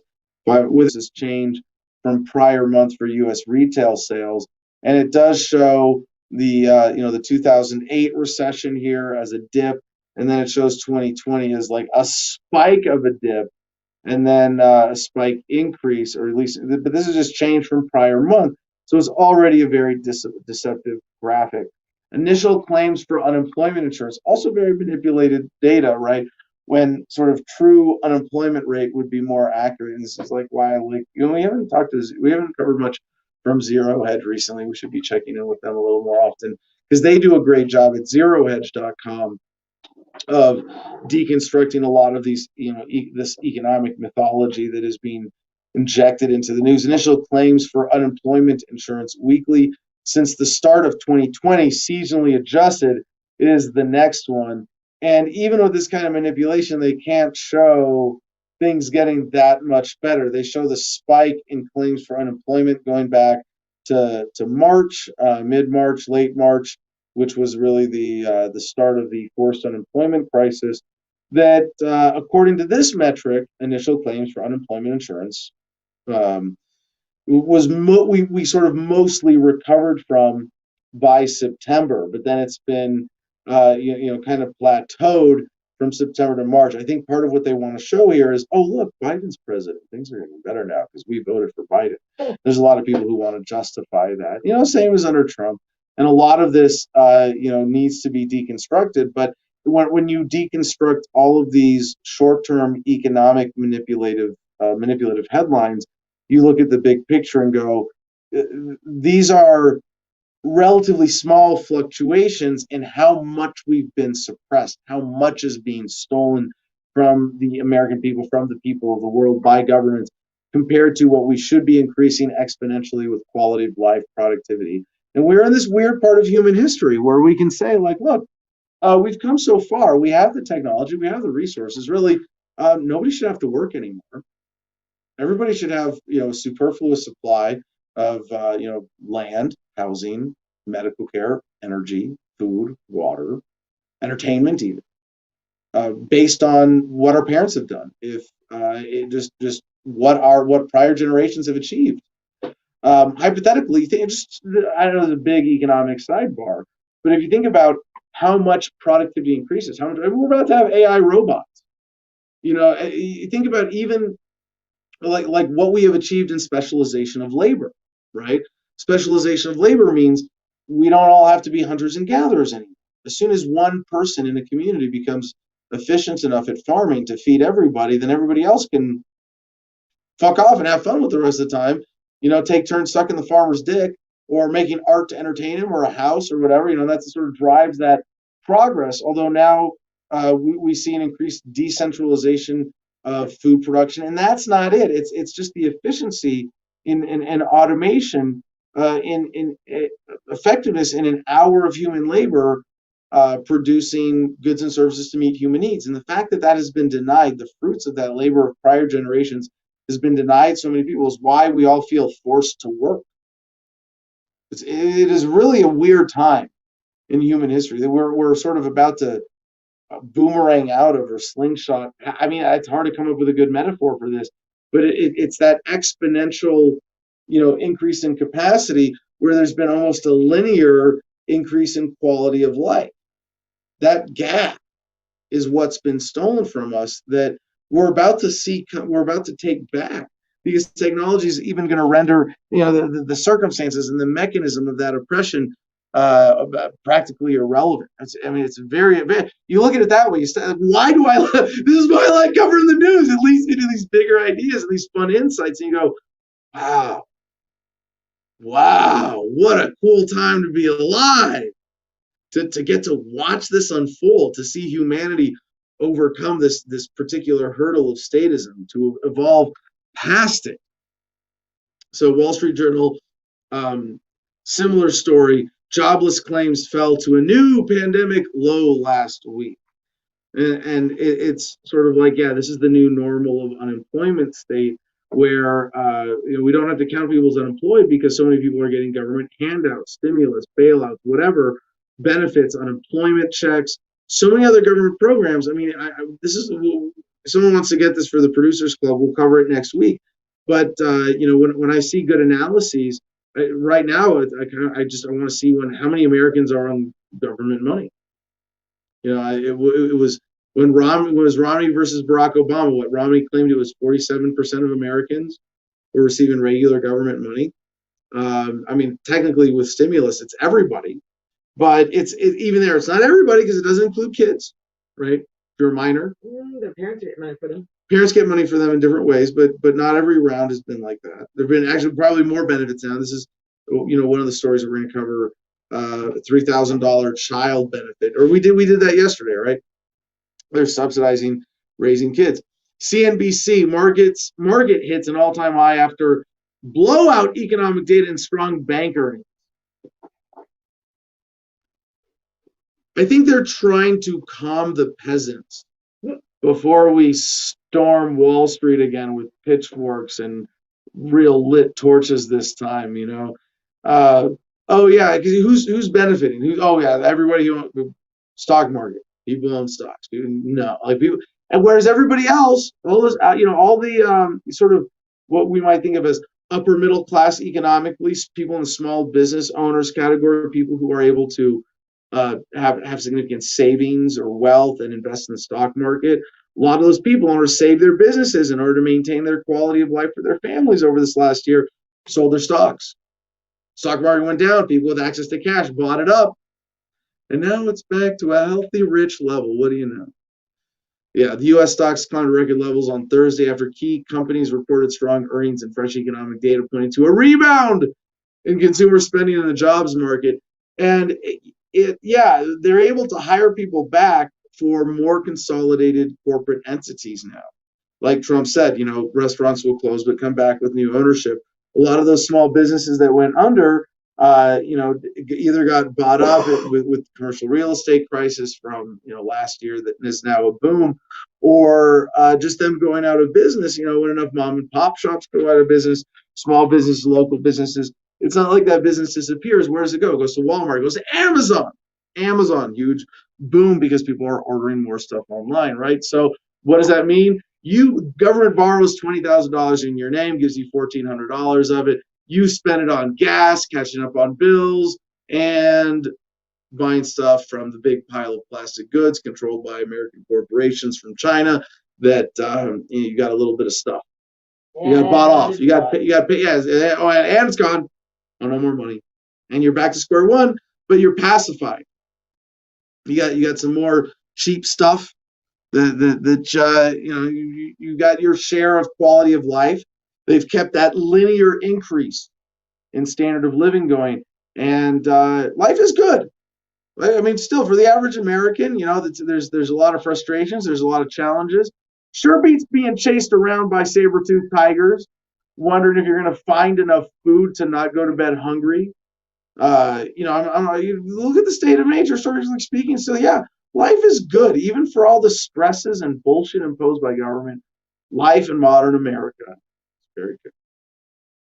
But if we knew what was being stolen from us and kept from us and all the unnecessary aggravation that we're experiencing, we'd have a revolution. We'd be at another level tomorrow. And we should be. We should all be riding around in self-flying cars, little pods with quadcopters with Hoverbike? pods or hover bikes. Well, hover bikes are for recreational purposes because they're not self-flying. You get to actually cruise through the air. No, but like we have the technology for all this. Why is that wealth not just? Why is that wealth? And like one of the stories we didn't cover today, I saw on Drudge was Hawaii's Train to Nowhere sucks in taxpayer dollars, and it's like, yeah, another government boondoggle. Your resources that should be going to you, your inheritance being stolen from you, your potential stolen from you, is going instead to government waste, to the military, to pay for people to do stuff that doesn't meet actual human needs, so that insecure assholes can maintain their control. That's what it comes down to. Oh yeah, back to some misleading medical advice. What do we have next here? Also CNBC. The economy is running on a stimulus-fueled caffeine high. What will happen when it wears off? And I'm like, yeah. Now we're talking. Here's some cold hard reality. The U.S. economy is widely expected to show its biggest growth this year since 1984. But 1984. But once the drivers of growth, primarily government spending and the pandemic rebound, fade away, the path beyond that looks challenging. Economic inequality is one issue. Another is the fiscal issues that the stimulus will leave behind. I don't see growth as being particularly durable, says former White House economist Joseph Livorgna. And one of the unfortunate consequences of this kind of quick shot of stimulus cash is that people will, as opportunists, go to make money and serve that, but they won't create business infrastructure that lasts because they don't have the incentive to, because they know that this is, a short-term burst, and that most of those Americans are not going to be spending at that level later. All right, so Axios, Americans will likely have to navigate a maze of vaccine passports, and they put passports in quotation marks here because it's not going to be that heavy-handed. This is what we're getting, and this is pretty much in line with what I predicted. Not that it's a big I told you so here, but that you're not going to have a passport or a universal thing, but for different circumstances, different test results or proof of vaccination, that kind of stuff. So many private businesses in some states are plowing ahead with methods of verifying that people have been vaccinated, despite conservative resistance to vaccine passports. Why it matters. Many businesses view some sort of vaccine verification system as key to getting back to normal, but in the absence of federal leadership, the confusing patchwork approach is likely to pop up. The big picture, I think it's going to be a tidal wave that's going to be very difficult to stop because there's enormous economic and social incentive for proof of vaccination, said Lawrence Gostin, a professor at Georgetown University. Now, trying to spin some positive out of this, at some point, there has to be an economic equilibrium sought, or that despite being so far off of a natural, economic balance, the market will continuously push us back towards that. And where that applies in this circumstance is that now we have this sudden demand for a sort of medical accountability in people, right? We want people to show us that you're not a threat. Like, I'm not saying I don't care about this, but again, being a germaphobe, this is sort of like the silver lining. If what we get to, it's not going to be forever the vaccine and COVID, because we're going to want to see, do you have the flu? The temperature checks thing are kind of bullshit, technologically, medically.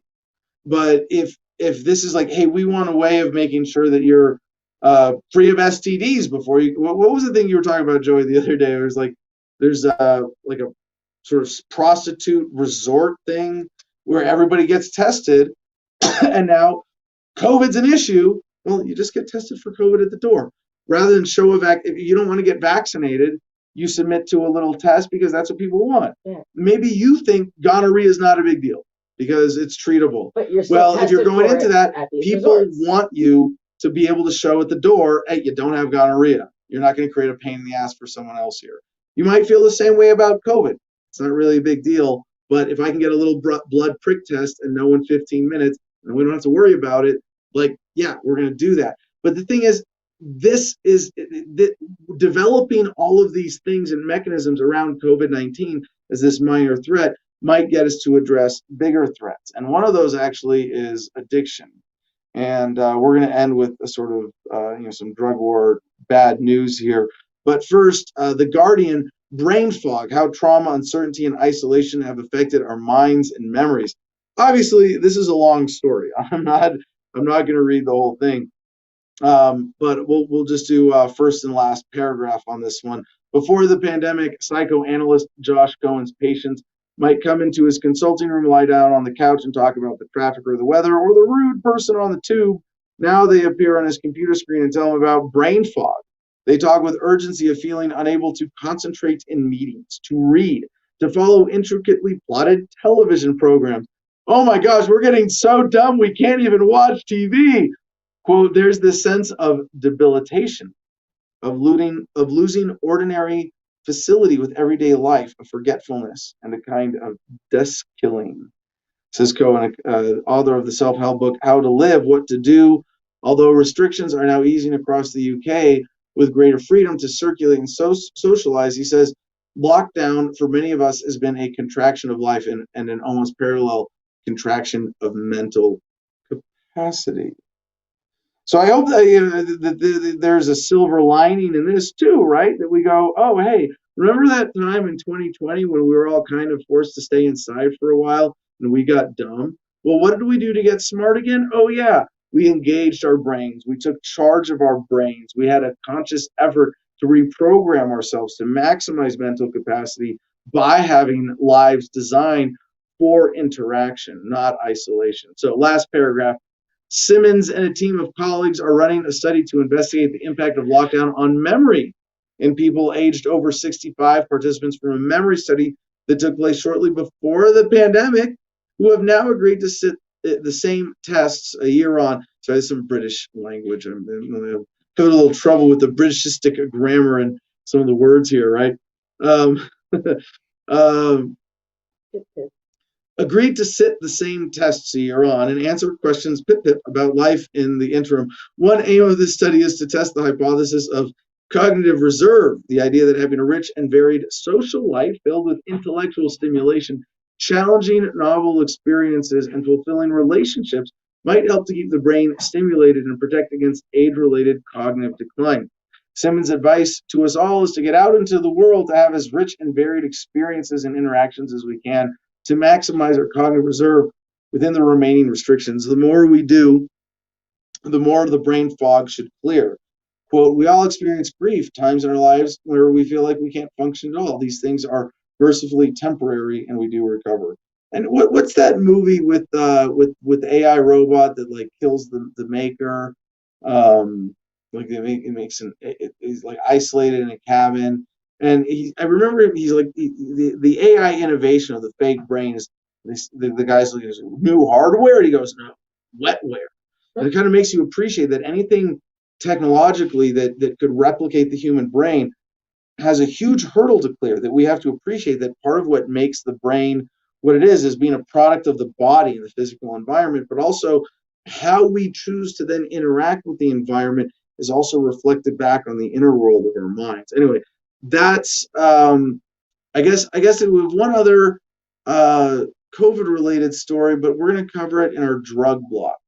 It's about fentanyl and overdoses. And so with that, I'm going to take my suicide prevention anti-COVID vitamins and say that's all of our misleading medical advice for today.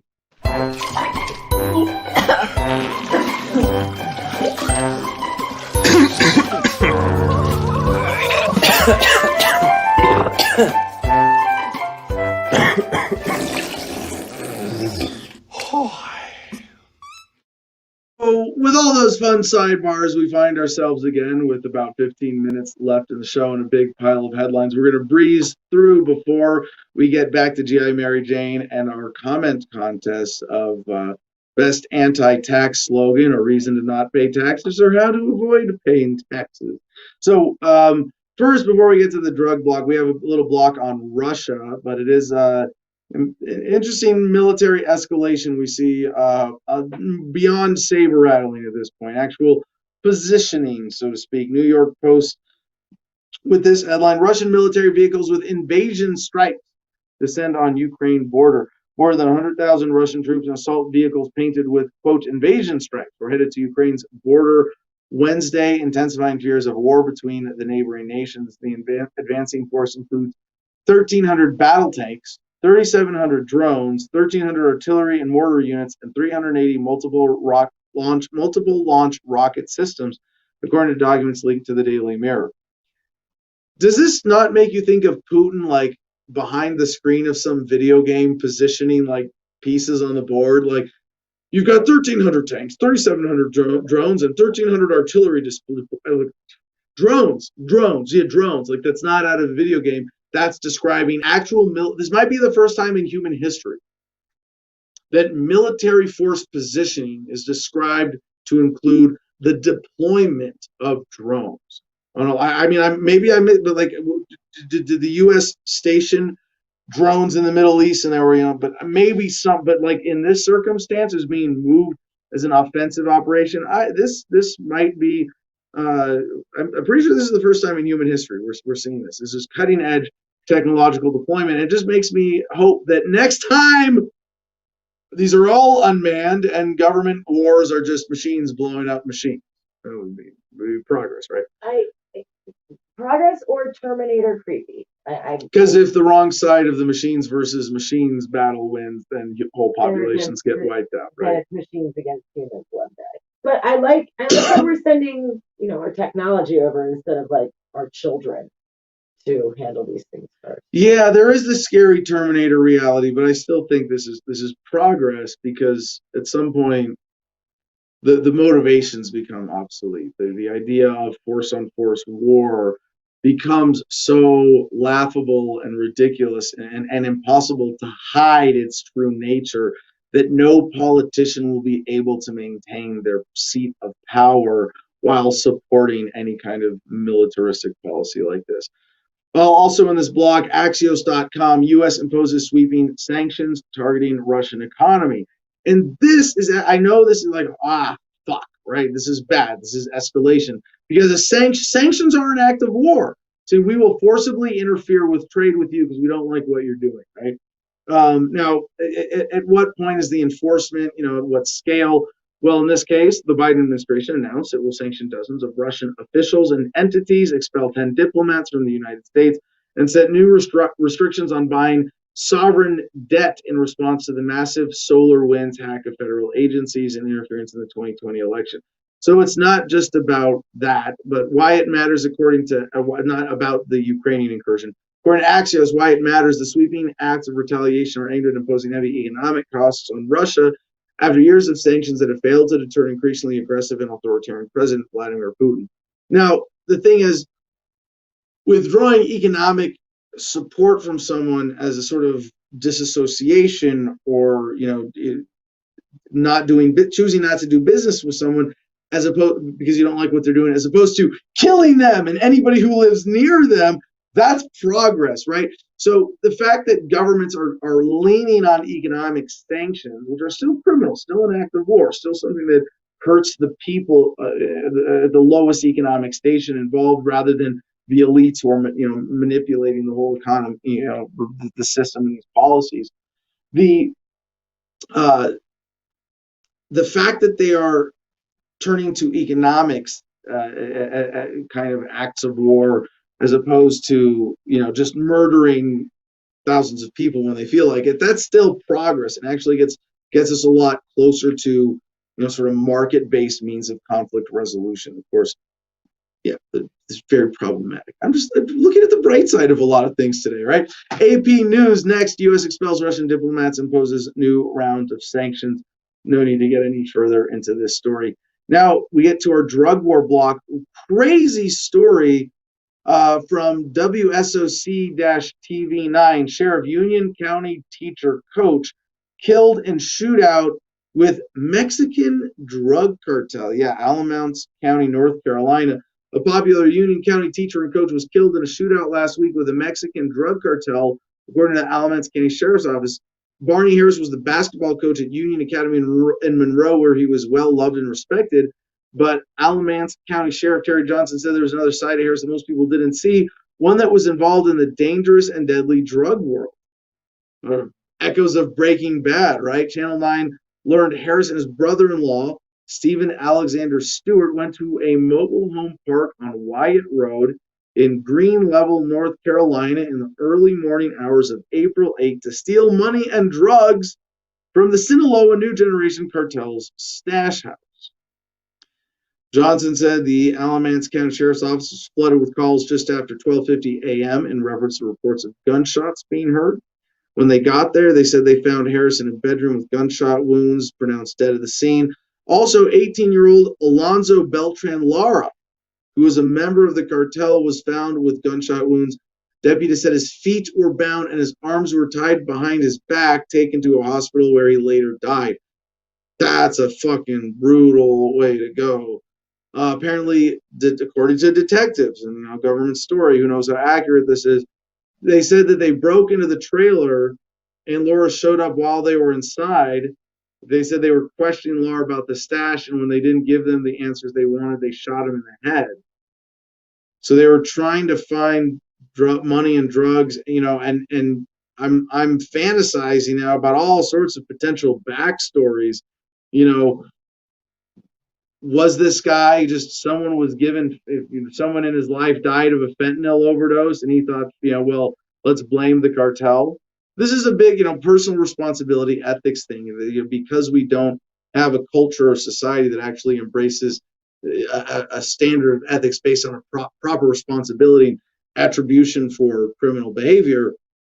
Who knows? I mean, why is he going into steal and willing to kill to steal drugs and money from a cartel? Someone who's actually working, has a day job and, as a basketball coach and, et cetera, ties to the community. So crazy fun story that I suppose we're going to be coming back to when more information comes out about that.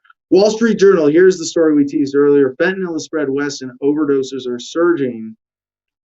And that's not the headline that really captures the story, because the subtitle here, more than twice as many people died from drug overdoses as from COVID-19 in San Francisco last year. Even San Francisco, where they really let the government manipulate the data, twice as many dying from overdoses.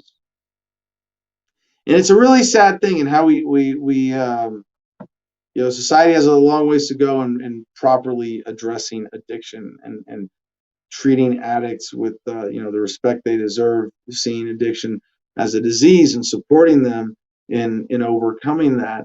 But now that we see this sort of unavoidable cure is worse than the disease kind of consequence, fuck you and your masks. Pay attention to where people are actually suffering, right?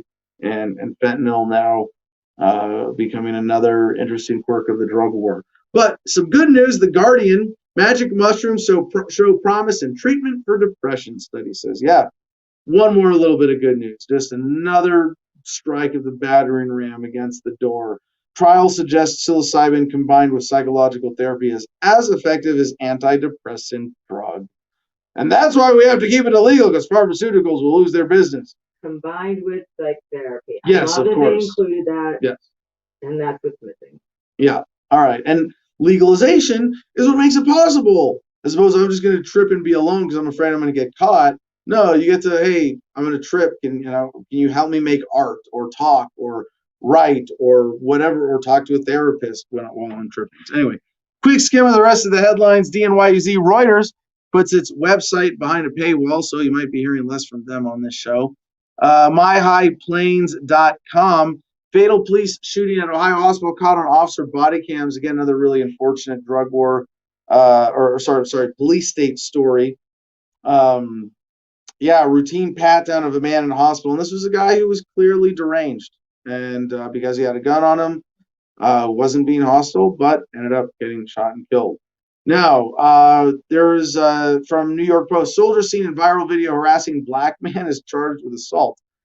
Interesting that he got caught with this, but what's really cool is the instant retribution and justice, because BLM protesters rally outside of home of Jonathan Pentland after viral video. He is being called out. New York Post also with that headline. Dozens of Black Lives Matter protesters rallied outside the South Carolina home of a soldier charged with assaulting a black man in a now viral video. And this is when you don't explain ownership properly to children. This asshole, this South Carolina, he's a drill instructor. He's actually a drill instructor. Oh no, sorry, drill instructor is what he would be if he was cool enough to have been in the ranks. He's a drill sergeant. Yeah, in the army, and he curses at this guy, bullies him, gets in his face, but actually assaults and shoves him, and is trying to get him to leave the neighborhood like he owns the neighborhood. Like, no, you don't own the neighborhood. You live here. This is public space. You have to accept that. And I don't know. And I'm thinking, trying to be in his defense, is there backstory? I mean, this guy is saying that he's trying to say that he's harassing the neighborhood for walking through. There's apparently some, altercation with some other woman, not in this video, before this video was shot. But it doesn't matter. Dude crossed the line, gets what he deserves. And if he had some justification for doing what he did and just did it poorly, I still don't feel sorry for him. No. Because like what's the story we can tell at most in defense of the white shaved head drill sergeant? And we're finding out another side story. I actually should have covered this from the Producers Club, or maybe we shared in Bullshitters. I think Mercedes posted this, and it was his newspaper. That's why I didn't pull it up in the news, but it was Navy and Marine Corps quietly discharging white supremacists as opposed to holding them accountable for their crimes, discharging them quietly. If you're black in America, you got to know to be especially afraid of people in uniform, well, at least white people in uniform, because, there's a higher percentage of racists in the military than the general population, and they generally have some carte blanche to get away with a lot of stuff that general civilian population can't. So, interesting story. A lot of cross dynamics here. Bloomberg Business Week, good headline. Here might be why. Support our troops no longer automatic as trust in military falls. Political controversies and the sexual assault crisis are among the factors eroding confidence in the U.S. armed forces. Yep.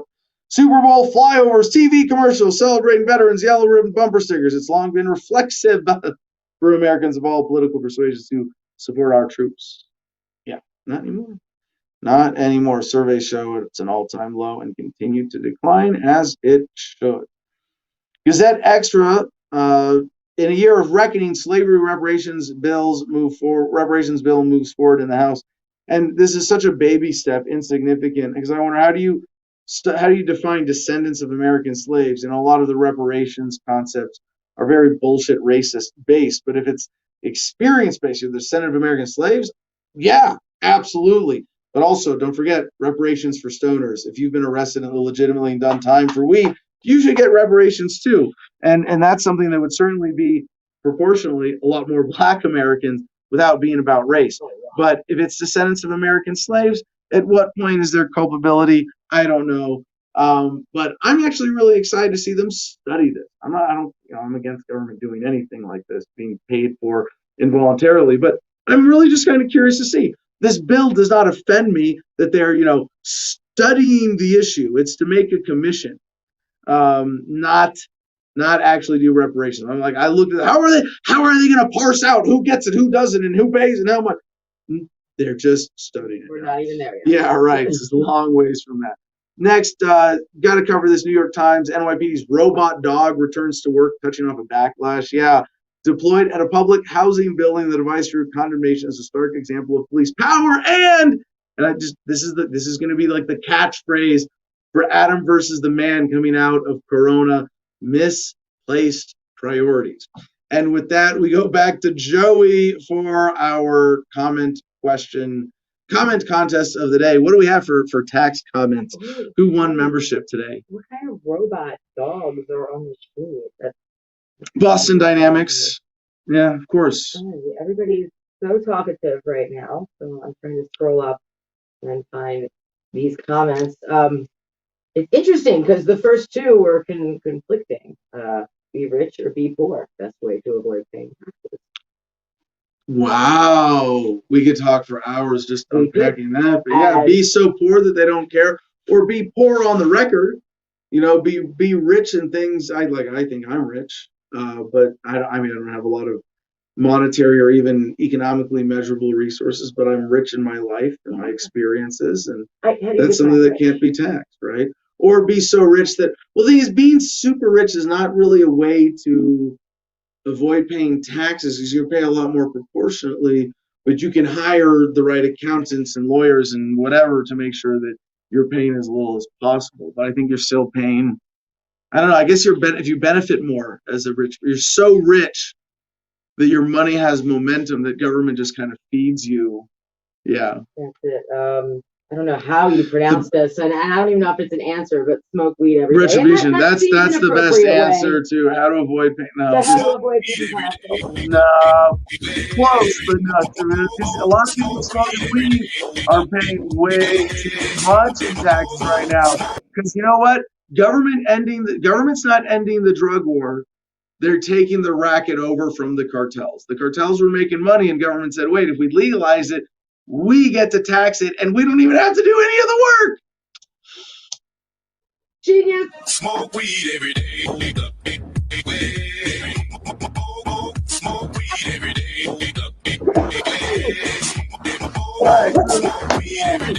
But the winner of the comment contest is Colette Allen, and her recommendation is Mr. Taxman. I have memory loss after the COVID jab.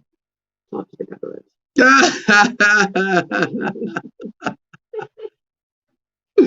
yes.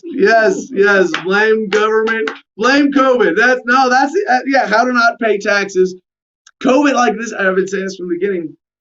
COVID has become. By the way, Colette Allen, I think is already a member. So congratulations to the Producers Club for defending its exclusivity today.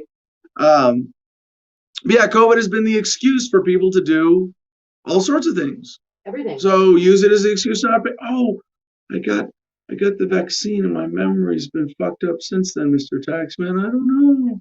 You know what happens. I'm mentally incapacitated. I can't pay taxes. I don't have license plates because the DMV won't see me because of COVID. All right, and with that, producer Jim, take us on with the promos today. What up? Okay, great show, guys. As always, join us in the public Telegram channel, t.me/Adam vs. the Man. Everybody on the screen right now is in that channel, so join it and be cool like us. I was gonna say the winner can email me, but they don't have to because they're already in. I thought you would have taken my bald spot off camera to do the promos. And I'm like, what? Everybody? Is that me too? Shit. Oh, my bad. Thanks, I thought Tim. you were showing it off. I thought you were like proud or something. You were like, look, I can take you down if you need. No problem. My bad. Anyways, go to the website. Go to adamversustheman.com. Right by his bald spot there. At least I was thinking I was off the screen. Go to adamversustheman.com. Click all the buttons. Do all the things. Patreon shows you the different levels to support the show. $1, $5, $10 a month if you want to be cool, like people that keep winning the contests on the show and be in the private producers club. $10 a month will help you out with that. And then once you're there, once you're in the club or a better patron, you can shop all you want and get 15% off and free shipping on everything in the store. Then you go over to Cigar Federation, which is also on the best website, adamversustheman.com, and you can shop there and use promo code ADAM10, ADAM10. It's going to get you 10% off your entire order there. So definitely check that out. Click all those buttons, do all those things, and be awesome. After that, fish around on Instagram, search at the Garden of Freedom for the tag to see everything that's going up there in Gardenia. Scroll through all the beautiful pictures and videos. That's a great time. Lastly, visit 06.com and help those guys out. You saw with Bonnie and our guest today, she explained the situation. So hopefully you know a little bit more about what's going on there. And also one more thing, actually, we want to throw in the Free Talk Live. freetalklive.com is where you can listen to their radio show so you can keep up to date with everything that's going on with Mr. Freeman and Mr. Nobody.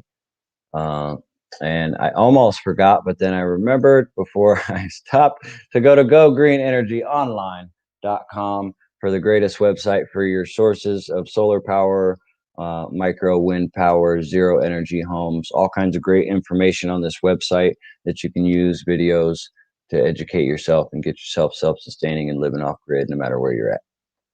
All right. Thank you very much, Jim. And to good news on this day in history from goodnewsnetwork.org, just two important unavoidable points, even though we're a little over time today. 74 years ago today, years before the civil rights movement gained prominence in the news, Jackie Robinson broke baseball's color barrier, becoming the first black player on any Major League Baseball team, debuting at first base for the Brooklyn Dodgers. His talent earned him the Most Valuable Player award in the league 2 years later. Beautiful example historically of sports bringing people together and overcoming differences in racism.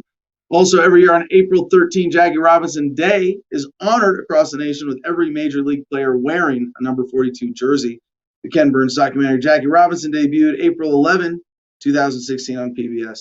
That was 74 years ago today, 1947. Also, 61 years ago today, Ella Baker led a meeting at Shaw University in Raleigh, North Carolina, that resulted in the creation of the Student Nonviolence Coordinating Committee, SNCC, which became a driving force for whites and blacks in the civil rights movement of the 1960s. And with that, mwah, peace and love, y'all. Choose happiness and be excellent to each other.